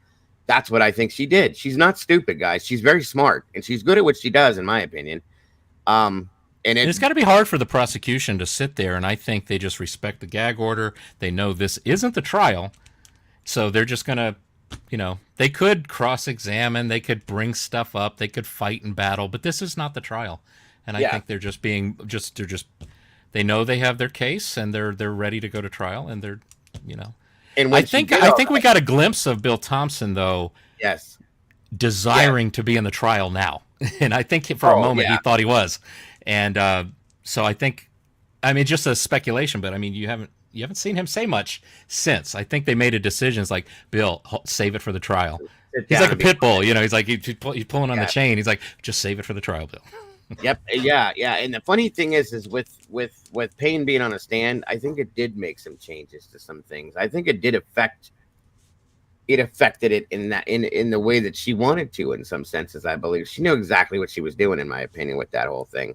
I've seen a And she couple wanted to make people. Maori look like an idiot too. I think She did Maori every came bit up of that. Yes. because I it almost makes me want to take I think it's like is it like a 4-week class on Cast Viz? Almost makes me want to go sign up for it just so I can understand better. Because if you listen to, I think 12 Gauge played the guy from another trial, and he answered. He said, "Yeah, I took the 6-week course in Cast Viz, explained it. It's like, oh my gosh, this is very similar." And I can't help but look at what he did with Cast Viz. He was asked by the FBI to put together I almost picture it like a 1-page document with some information on it, right? And I just can't help but wonder, he he took the classes, but what is it, like 2 years ago? Yeah. On Cast Viz. Right. So he used it, but he's not proficient at it. So what do you want? Do you really want to save your work so everybody can see it and see that you really need to brush up on it? He was only asked to do a very basic thing. So he did the basic thing, printed it, didn't save it. It's like if my wife says, "Hey, can you go Microsoft Word, make me a sign that says yard sale Saturday?" I go, I make it, I print it. Do I really need to save that? Because it could be so quickly and easily recreated by somebody, and it most likely will be, right, in the trial. Yeah. So, makes you look like an idiot because you didn't save your work. And then, as far as I know, Jeff H is the only one that's ever even talking about it, looking at it from that perspective. So, bravo, Ann. You got everybody talking about, wow, he didn't save his work. Oh my gosh, he's an idiot. She's doing what she's doing for a reason. I believe that wholeheartedly. And she's getting paid, right? Yeah. Yeah. Yeah. Is that any reason to draw it out any? I don't know. I don't know. A lot of people were saying that they think that Judge was drawing this out longer than it needed to be done. I don't think that's the case. I think that, she's doing what she's doing for a specific reason. This is all part of her strategy, and she's actually really good at it. And it's scary in a way. And I'm going to say this for a reason, because I'm not 100% sure that Bryan is innocent or guilty, which means 50% of me believes that Bryan could be guilty, which means that Bryan could have been the person that murdered these 4 kids. Okay. Mm-hmm. If she gets him off, that's not a good thing to me, because people that do things like this and get away with it, they do it again. Okay. We don't need to go through this again anywhere ever in time, folks. Right. That was horrific. Nobody. No. So if Bryan is guilty and she gets him off, she did her job. That's great. But guess what? There's a murderer walking on the streets with us for whatever reason, and who knows when he's going to decide to do this again, if that's the case. It's an interesting moral question, because if it's like true that the buccal swab from his cheek is a match to the knife sheath DNA, the knife sheath is laying underneath the leg of a stab victim, most likely they can find out stabbed by a K-bar knife. Yeah. Okay. Is it? No, he should get off because of the way they went about but the truth of the matter is we can prove that, yes, this is his DNA. It sure looks like he did. No, but that's the moral dilemma. It's like, well, who would feel good about a technicality, him getting off on a technicality? I wouldn't. I hope for his sake, if he is found innocent, that it's clear to everybody. It's like, even Steve Gonsalves is like, that's not the man, guys. Did you hear? Everybody sat through the same trial I did, right? That's not the guy. Let's move on. We got to find the real guy. And I hope that if he found innocent, that's the way it goes. He can get book deals. He can go on talk shows, talk about how he was wrongly accused, was in jail for 2 years. And I edited a piece a long time ago for ABC Nightline about a guy. He was a young guy when he was in high school or just out of high school. They put him in jail for a murder. I think he was in jail for like 19 years, and found out it wasn't him. Oh, and I remember in the video, there's this woman with this Southern accent. She said, "I remember when I came home from that day, I said, I have just been through a kangaroo court." It's like they just railroaded that man, and it's like, it happens. It happens. Yeah. And that's the thing, guys, is Now, and that's what weighs so much on me, is what I just said about if he's in it, if he's guilty and he gets off, I'm petrified of that. I really am, guys. I'm not lying, because that puts him back in society. Mm-hmm. If you could do that to poor people one time and know you could get away with it the way you did, why wouldn't you continue doing something like that? That could mean that that was your kickoff to being a serial killer, per se. Okay. Now, the other side of that fence is that Bryan is absolutely innocent by some chance, and they lock him down and give him the death penalty. What we just did morally is like, what the hell? Okay. And there's people that have been found innocent after 30 years sitting in prison, sitting on death row, almost lost their lives because of just stupid little mistakes or DNA I can't remember the damn word it was, but it's something to do with DNA. And that's another scary side of this, because then the government basically murders somebody that didn't have anything to do with the murder. And then the biggest side of that is, who did do it then? Do you see what I'm saying? Right. And then at the same time, we still have those people walking around us too. Those are the things that scare me with this stuff. Those really are scary things. So I just don't know. So it's an interesting thing too, because you've got the FBI involved.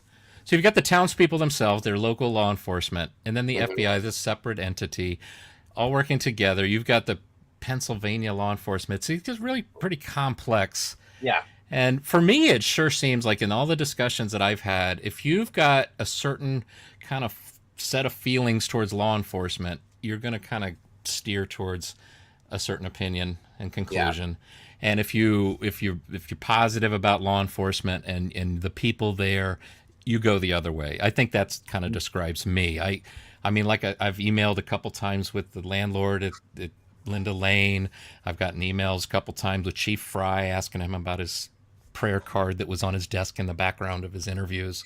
I don't get the sense from these people, and I've watched some of the county, the Moscow city meetings, just to see what the public is like, what the people that get up and speak, even the ones that get up and speak and complain about, like, I don't agree with this road plan that you got, and they just seem like they remind me of like the people in like Alexandria, Virginia. I used to videotape the city council meetings there.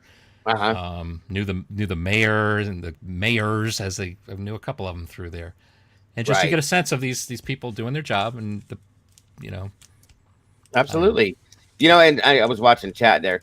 What if Bryan is found guilty? Okay, and everything goes through, everything's nice and smooth, it happens, and he's doing his appeals or whatever, and he gets the DP, and it comes down to the point, and they take his life, and then somewhere down the road, 30 years from now or something, if he doesn't wait that long, something pops up and they find some piece of evidence, or somebody comes forward with actual something, and it wasn't him. Like, how the hell is somebody going to look at that then? Like, what just happened? That's another thing I think about with this case. You know what I mean? Which can happen within any case, of course, and it has happened, guys. I've seen a couple instances on documentaries and stuff I've watched where stuff like that will blow my mind. But, if I would imagine, I think about that and then I go back and go, okay, but if that were the case with as many agencies that were on this, I think something would have been seen already, and nothing has been talked about or seen or put forward, or nothing's come forward from any other version of what could have happened with this besides this situation. Do you know what I mean? Right, so right. I pray that means something right now. Also seems too that, how many of them are, in the Bill Thompson, I think, is a graduate of University of Idaho, the judge. All of them. I think Ann was from WSU, I think. I mean, everybody involved in this, or at least all the law enforcement there. I mean, this is their home. I mean, they care about that. I can't imagine them not seeing and feeling like, oh, I have kids that age and I can relate to what they must be feeling. Sure. I mean, otherwise, after the was it EMS and law enforcement that went into the crime scene, they suffered from PTSD, and right? Didn't I hear that was reported? I mean, there was a lot of. You really don't of care about these kids in this situation. I mean, you definitely can get PTSD, guys. I'm a walking, talking version of that scenario. It happens, especially with something like that, and even people that do this on a daily basis, that scenario just really hit a lot of people hard. I think it was just law enforcement, because I don't think that EMS ever entered the scene until maybe after the fact. No, that was the coroner. So no, EMS never went into that, I don't believe, because I remember that was an issue for me in the beginning because I was curious as to why. Right. But it definitely does cause, even if it's minutely, it can cause it in a lot of people, because you don't expect to experience these things all the time.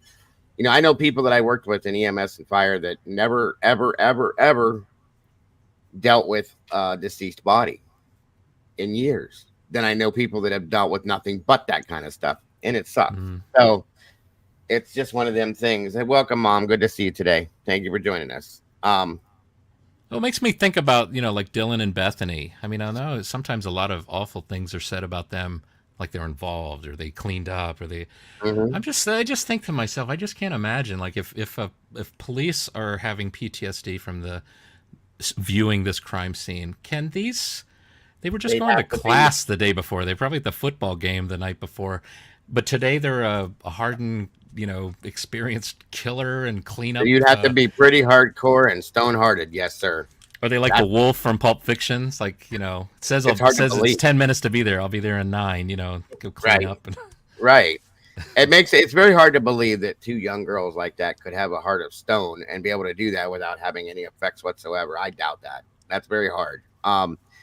Now, people have showed me other people that, yeah, okay, but that doesn't mean that, I'm sure that those girls probably both have had to have counseling themselves. I'm sure it hit them pretty hard. I still question, definitely Dylan. I question Dylan's story. I question the 8-hour period of time. And I'm not saying that I'm questioning it because I think they were involved. I question it because I don't understand how it all played out the way it did. That's hard. How partial do you think Dylan's story is, or do you think we've got the full story that she told law enforcement? I'm thinking it's partial. I think probably 50% of it. Yeah. Yeah. So maybe that's why it seems a little unclear. Right. I would love to have a clear definition of what frozen shock phase actually means. We're all thinking Yeah. That's a type of statement in a legal document that drives me crazy. It's like, okay, you just put something in there that can be taken.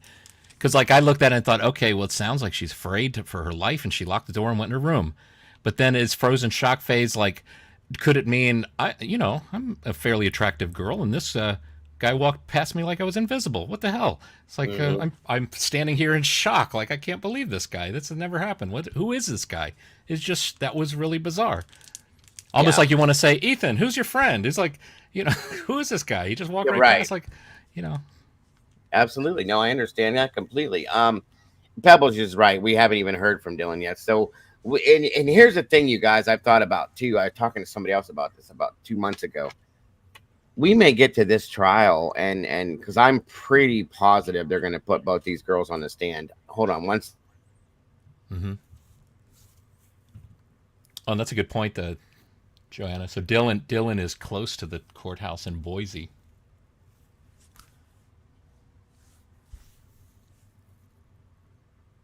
Although I don't imagine if any distance that, no matter what the distance, I imagine if you're called to court, you're coming to court.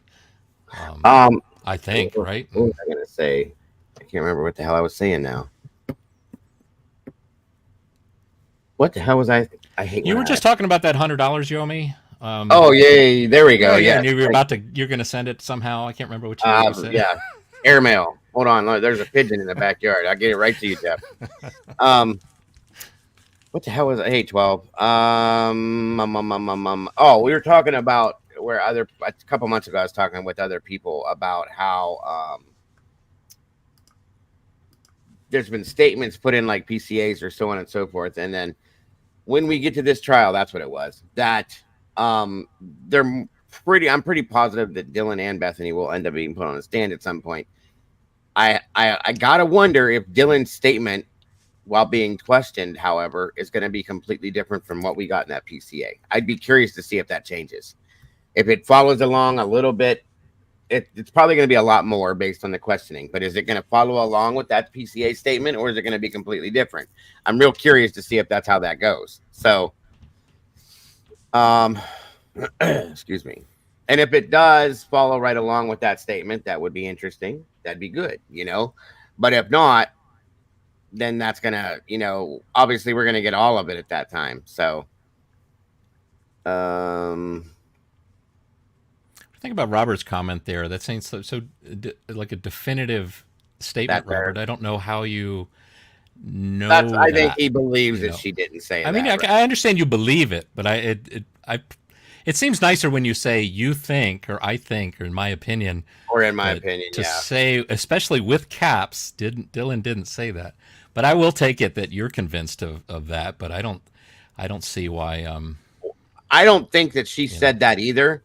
But I think that she said something that was close to that, and they just put it in their own words. That's my opinion on that. Oh, the frozen shock phase word term.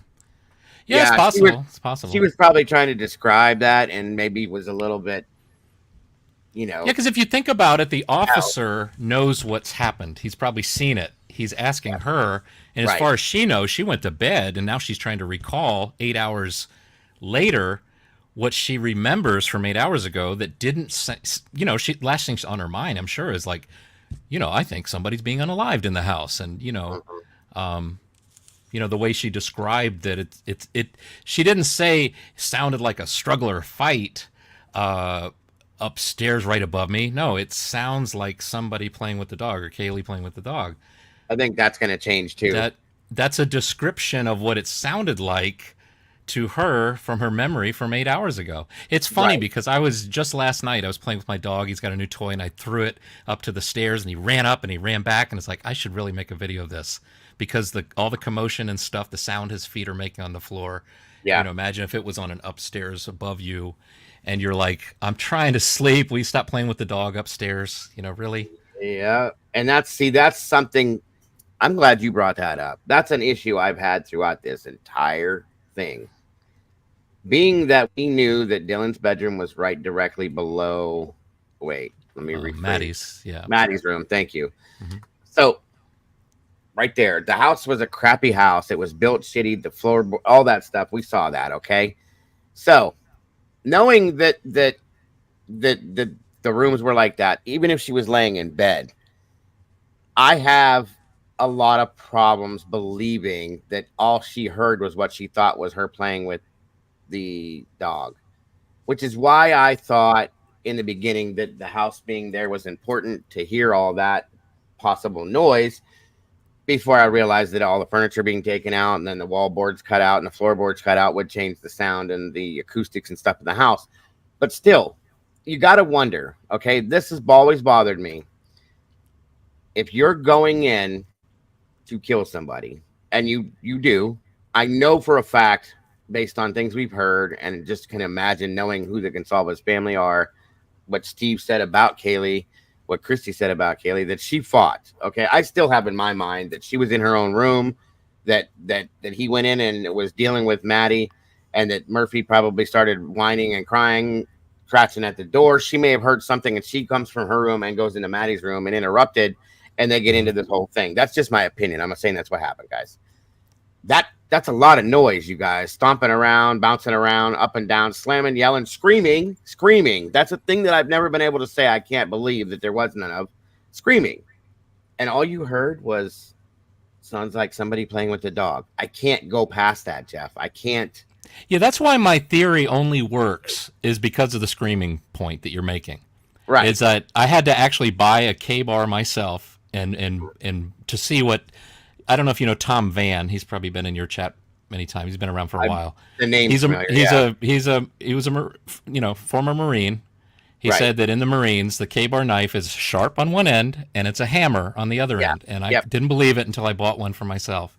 Mm-hmm. Now, even Willie, we get into big discussions. And I remember one day he said, well, I could understand like if they were sedated or something, it'd be kind of quiet.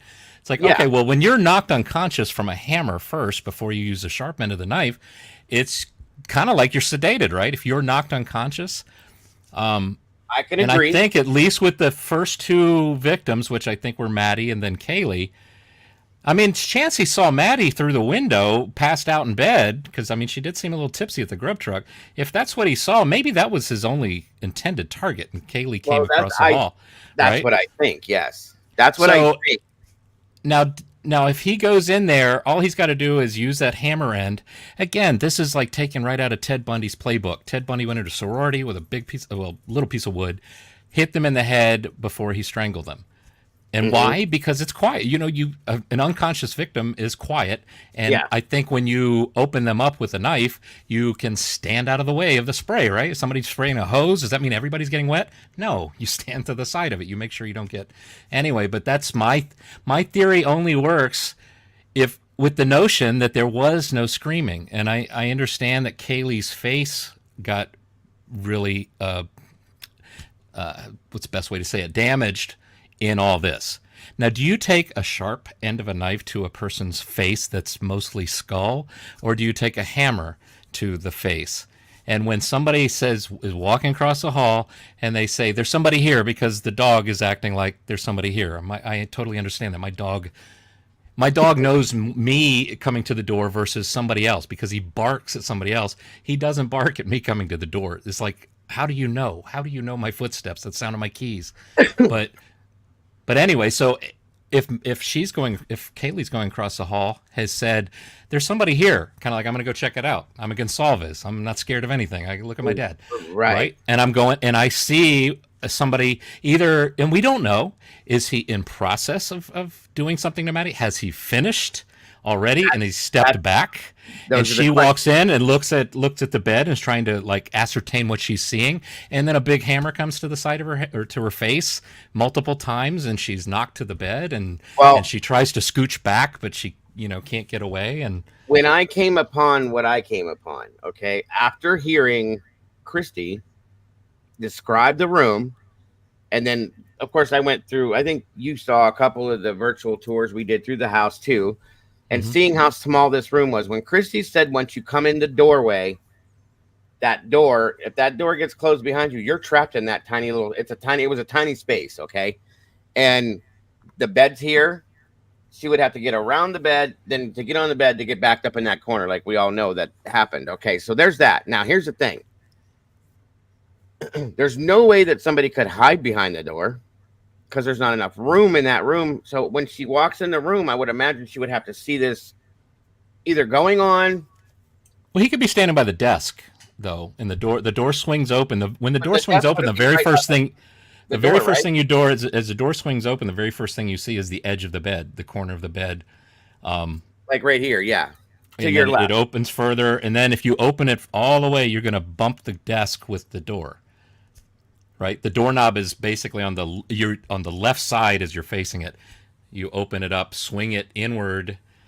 The first thing you see is the bed. Then you would see her closet in the corner. Then you would see her window to the back. Then you would see the desk. The desk is here to the right of you, flat against that wall, right? And then so he could easily be by the desk, hear her footsteps coming. She looks down to see Maddie, and he just goes at her and throws her onto the bed up against the wall between, Maddie and the wall.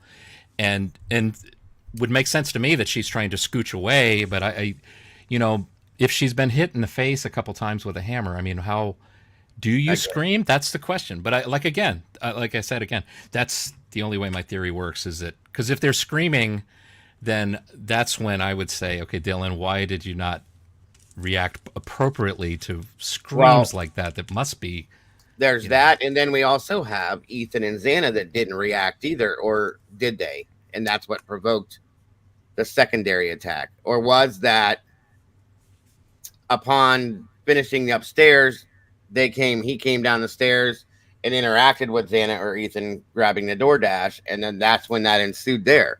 And again, more screaming and yelling, stomping and slamming. Still, I didn't hear. I heard whimpering, and I'm here to help you. What? I don't understand any of this. Is what doesn't make sense to me. I think the thing is, again, my theory only works if there's no screaming, so it's quiet. Yeah, and that it's one at a time. It's not like two at a time that he's taking on. And here's the thing. I mean, I don't know if this is just how I envision it or imagined it, and it might be because I watched too much Pulp Fiction with John Travolta coming out of the bathroom, right? Yeah. If Xana is anything like my wife, and we get food from DoorDash, she's going to say, "You go wash your hands first," because I'm hungry and it's late at night. What do I really got to wash my hands? if Ethan went to the bathroom and Xana is sitting in there TikToking, and I imagine for some reason Xana with her back to her bedroom door. I don't know why, but I know why. Actually, you'll see why. If Ethan's in the bathroom doing business, maybe doing business along with the washing the hands. Xana's in the room with her back. The killer's footsteps coming up behind Xana. Xana may think these footsteps are Ethan's returning from the bathroom. Okay. He comes up. If the methodology is stolen from Ted Bundy, even with the third victim, hits her in the head and she falls to the floor. But now, just like in Pulp Fiction, he hears that somebody's about to come from the bathroom. Ethan, look at the map again of the bedroom. All he's got to do is step into that closet. Ethan comes in and sees Xana knocked out on the floor and says, "Oh," he's probably thinking, "Oh man, we did drink a lot, didn't we? And look at you, you're passed out, or you've tripped and fallen. It's okay, I'm going to help you." I could easily see him as saying that. I could easily see Dylan across the hall thinking, "That sounds like a relationship issue going on. If there's whimpering, crying, but I heard probably Ethan saying it's okay, I'm going to help you. Do I really need to get involved with that relationship thing? Sounds like it's settled." It's quiet upstairs. It's quiet over there. Sounds like it's settled. I can go to sleep finally. That's my theory anyway. But then, as Ethan comes in to help Xana, not see, almost the same way that Kaylee might have gotten it, unexpected ambush, a hammer to the head. I'm telling you, if you get a chance to hold a K-bar, it's no different than my little hammer I got from Home Depot. A hammer to the head. Mm-hmm. Here's the thing, Jeff. I don't mean to interrupt you, bud, but I'm with you on that theory, except for one thing. Xana had massive defense wounds on her hands. So if they got her on the head, she couldn't defend herself. That wouldn't have happened, in my opinion. She'd have dropped to the floor, moving on. How did that happen? Do you see what I'm saying? Well, how do you tell if cuts to the hands happened after she's already passed? Well, I mean, would somebody that knows about criminology do something like that to leave a little clue to throw people off from what actually happened, possibly? I mean, I've always said, like, his education in this matter does not help him because it's, knowledge of how to get away with murder and do this is, it's hard. It'd be much, if he was an accountant, if he was studying accounting, I wouldn't think this way, you wouldn't even ponder on it. But because, and if you've watched any videos from DeSales, they got like a house that, I don't know, they bought a house. They make it a crime scene. They put evidence markers. They run scenarios. I think there's a video on there where I think it's one of the instructors plays a guy it was like a bank fraud thing, and they're investigating him and trying to, they go through this. And I'm sorry, but if you go to a class to learn how to play guitar, but you also see here next door there's drums, you might not actually leave there learning what you came there to do. And so what I'm trying to say is you can go there to learn to be a detective and be fascinated with the criminal element and go that direction, or at least have it be very interesting in your mind. And then whatever perfect storm draws you to that dark place. That's all I'm saying. No, I get you. I got you. I mean, could he have purposely done that to her hands to make it look like she defended herself? Anything's possible at this point. I absolutely. Also, too, they're called defense wounds, but I think if you just put your hands up, like remember in Silence of the Lambs where he's got the goggles, she can't see. I have to watch the video again, see if she puts her hands up to protect herself. It's not really like defensive wounds, like I'm in control and I'm fighting you and I'm doing pretty good. I might get you.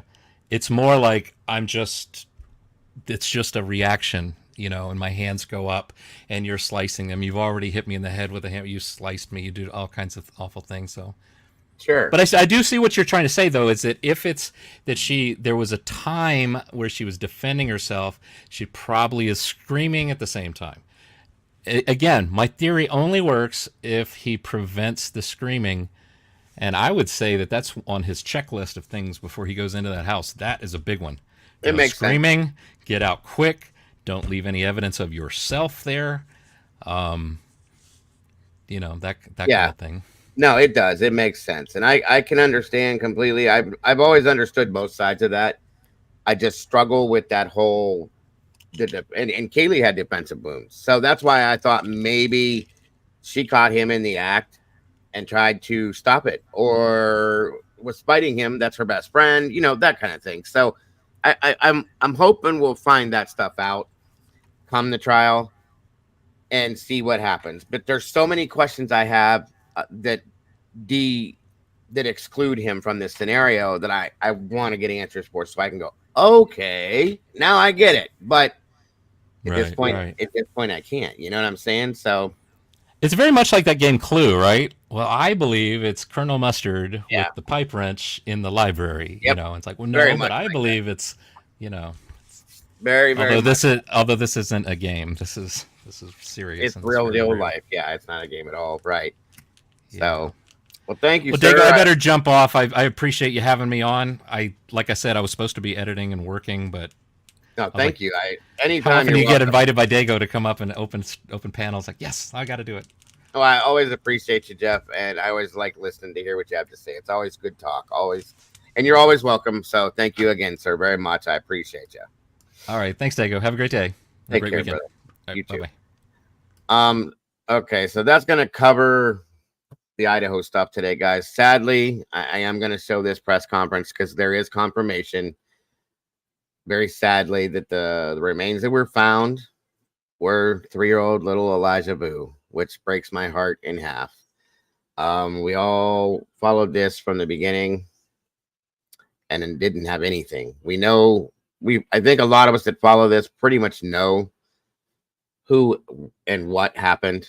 And so at this point, I just wanted to show you guys this press conference here so that we all know facts are facts, that Elijah is 100% not with us anymore. And it's beyond sad to me. This breaks my heart. That 3-year-old little boy was one of the most adorable children I've ever seen in my life. Did nothing wrong. Didn't deserve this. Didn't ask to be born, but he was, and he was. This is horrible. So, we're gonna check this out. Thank you for the update, Sherry. Miss Sherry is very close to this as well. She gave me the info when it first hit, and we've been with it ever since. So, thank you guys very much for being here for this as well. Here we go. Let me know if you guys have any issue. It's blurry. It's kind of a bad copy. I don't know why, but we should be able to hear everything clearly, I hope. And again, guys, thank you for being here.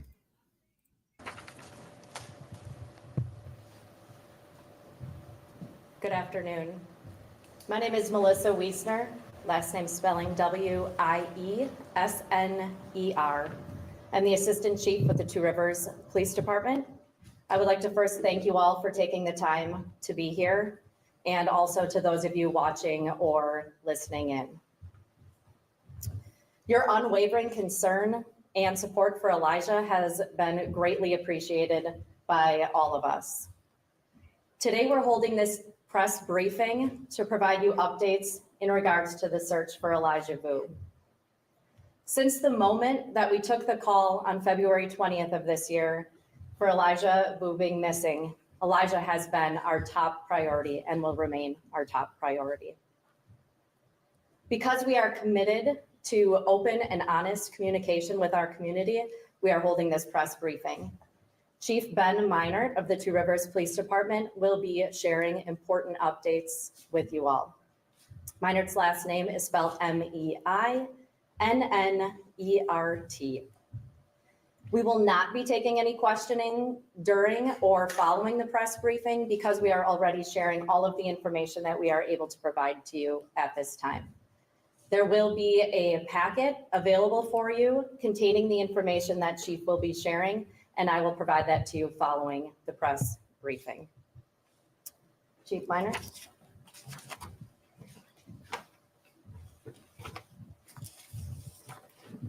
Thank you all for being here.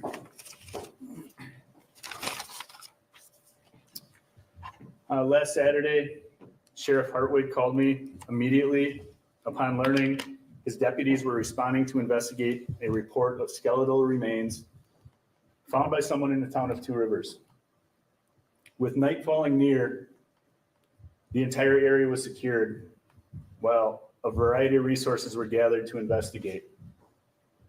Ultimately, a forensic anthropologist with the Wisconsin State Crime Laboratories was able to confirm a skull, and bones as human remains. On Sunday, my staff assisted the Manitowoc County Sheriff's Office, Department of Justice, Division of Criminal Investigation, and the Wisconsin Crime Lab with recovery of those remains and any associated evidence. The intentions of our team were to first notify family of the discovery and then alert the public. Prior to that, however, reports went out on social media and other platforms, some of which were false and most of which had yet to be confirmed. While we do feel it's important to share information with the public, our first priority is Elijah and the integrity of the investigation, as well as communication with the family. These are the facts that I can share. The remains were found on private property by a person getting his land ready for the hunting season. This land was not on Manitou Girl Scout camp property, but rather a thick wooded area with heavy underbrush, just to the north of Manitou. This location is just over 3 miles northwest of where he originally was reported missing. This area had been searched several times, as had been reported, by law enforcement searches, by private searches, by the landowner, by air, and with various search and rescue teams. Despite all those previous efforts and throughout different conditions and changing seasons, we continued searching and even had continued searches scheduled as early as next week. The remains found by the hunter and recovered by law enforcement were taken to the Wisconsin Crime Lab for DNA testing to identify the person. It is with a heavy heart that I announce to you today, those remains were identified as Elijah Vu. With that news and following this briefing, the Amber Alert will be canceled. As soon as Elijah was identified, we notified his family. I ask that you respect them and allow them to grieve. The area where Elijah was located is private property. And we ask that you respect the private property owner and avoid that area. This is not the outcome that we hoped for. The family's devastated, we're devastated, our community's devastated. I never met Elijah, but I watched that 3-year-old boy bring out the best in this community. I can't thank the public and our businesses enough.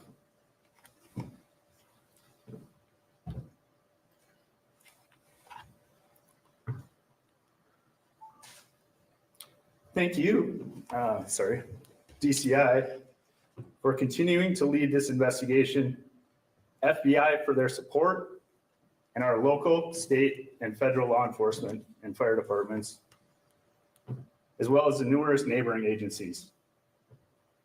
I'd also like to thank all the churches, schools, all the search and rescue groups, and our residents and the family members.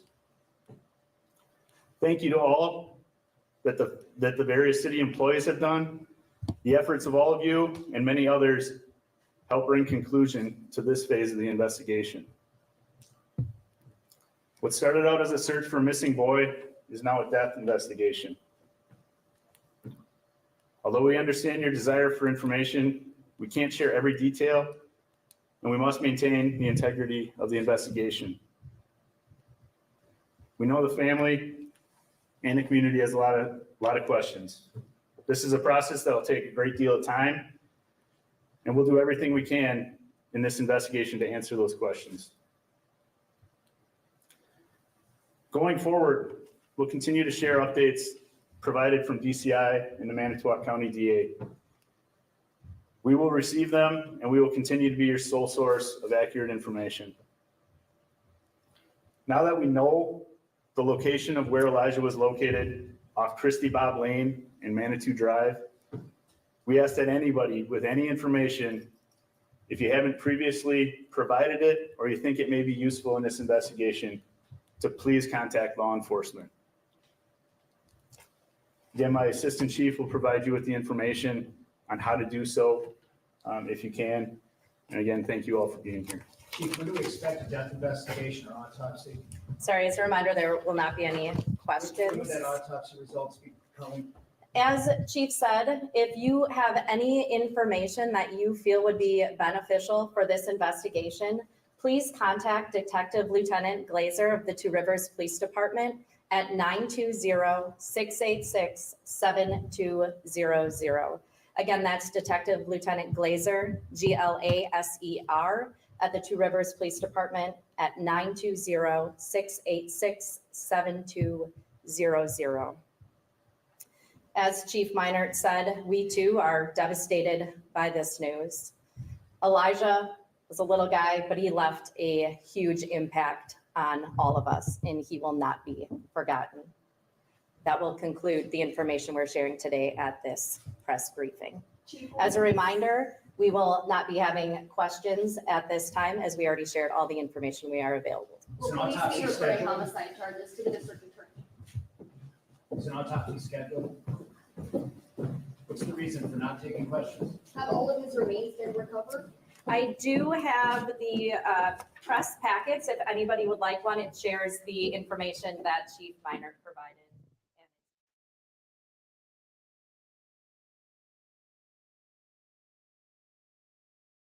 Yo, Joe! Nobody beats G.I. Joe, a real American hero.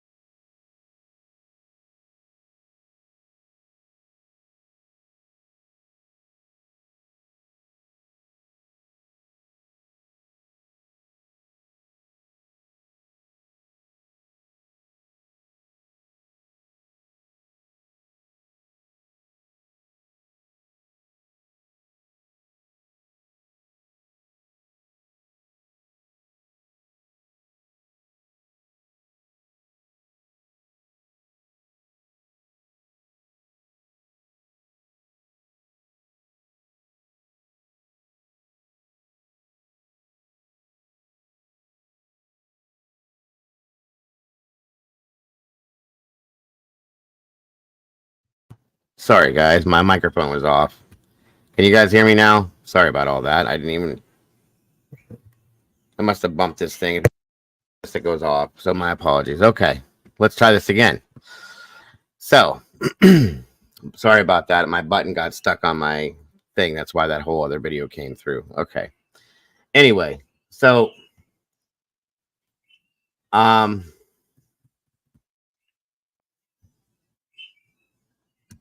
this is rough. I kind of knew this was going to be the answer.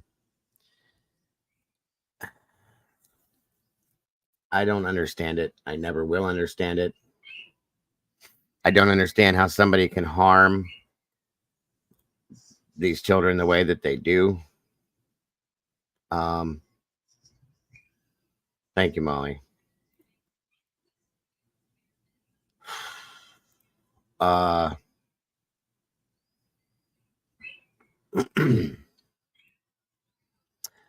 believe I know who's responsible for what happened to him in my heart, and I'm sure a lot of other people do too. And I hope, it's obvious that they're already in jail, and I hope that they are found completely guilty of what has happened, that it's known what has happened, and they're prosecuted beyond the full extent of the law. Okay. I'm sorry to anybody that's having a hard time with this, because I know I am. I know I am. Okay. And I know if I am, then a lot of other people probably are. So I just wanted to make sure you all saw this all these months later. And I will pray to God that the accountability is had on this, and that this child is not gone in vain, and that there is true justice for him and his beautiful soul. And we all know where he's at now, thank God. That, you know, the 3 years that he did live among all of us, that was probably nothing but torture and horrible to him, which is disgusting to me. But I pray to God that they are both charged and both held accountable and responsible for this, because I feel truly that they're both responsible. That's my opinion. And you guys know who I'm talking about. Besides that, yeah, I just pray, and I know that baby Elijah, as I call him, is resting in heaven peacefully now, not having to worry anymore or have that pain or any of that anymore. Guys, I'm going to ask, as I do a lot, if we can take a moment of silence for baby Elijah to just show our respect. And if everybody could light the chat up with a bunch of hearts for him, I would appreciate that as well. Not when I say that, if we can do that, no typing in chat, nothing other than the hearts. That's all I'm asking for, folks. And we'll be right back.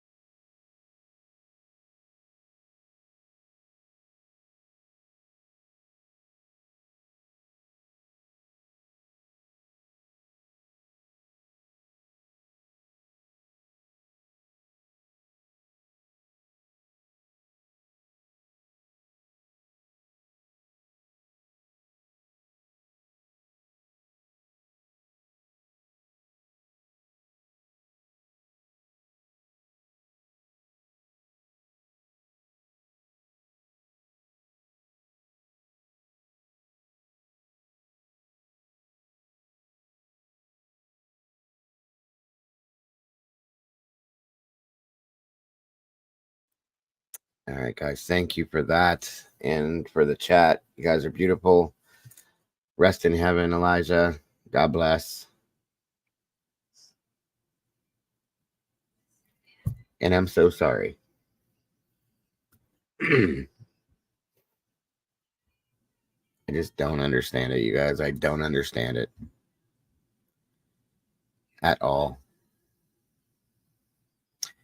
With that, guys, I think that's going to be the end of the show for this part of today. Like I said earlier, I will be here this evening or a little bit later for the Paranormal Friday stuff that we always do. We didn't get to do it this past Friday, but I will be doing it tonight.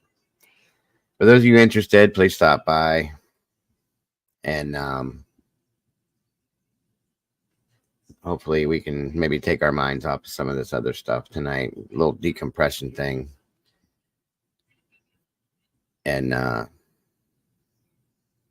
a better night. So thank you guys very much for joining me today. Everybody that joined me on panel, God bless. I appreciate you guys and your input, your feelings, and your thoughts and your theories. That's very important to me. Jeff, thank you as well, my friend, for joining me up here. It's always a good conversation with you. Everybody in the chat, please understand how much I do appreciate you all supporting the channel, myself. If anybody did happen to donate to any of this, I did get a super chat. Thank you for that. Or any other donations. God bless and thank you. We don't expect any of it, guys, but we definitely do appreciate you for that. Excuse me. Besides that, everybody, Blue Crew, thank you for everything you do, because we all know that I couldn't do this without you. I appreciate you, each and every one of you, very much. I hope you guys have an amazing rest of your night. For those of you that I won't see tonight, for those of you that I will, I'll see you soon. But everybody else that I won't see tonight, good night. God bless. I will see you tomorrow, and much love to each and every one of you. For those of you that I'll see here in a little bit, I will see you very soon. Bye-bye, everybody. Thank you again.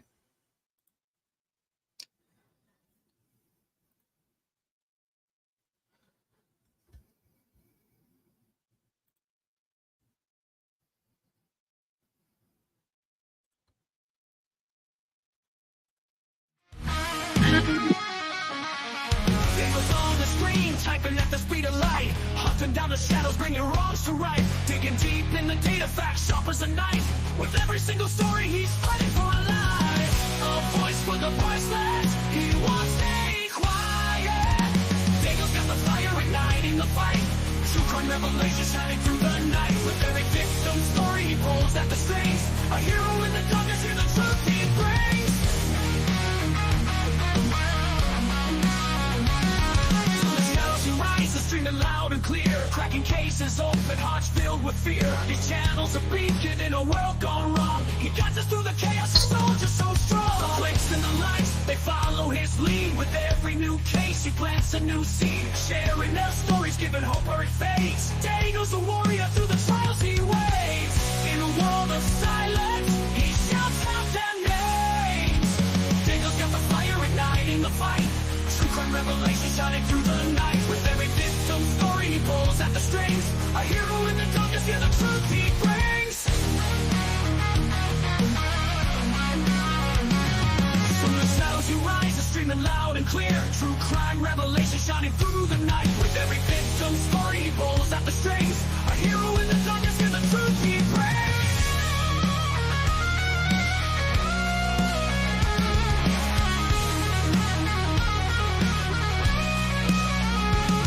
From the shadows and lawless, he won't let us fall. Bringing the truth out, answering the call. For every soul forgotten, he's here to stand tall. Daniel the genuine, will always give it his all. Daniel's got the fire igniting the fight. True crime revelation shining through the night. With every victim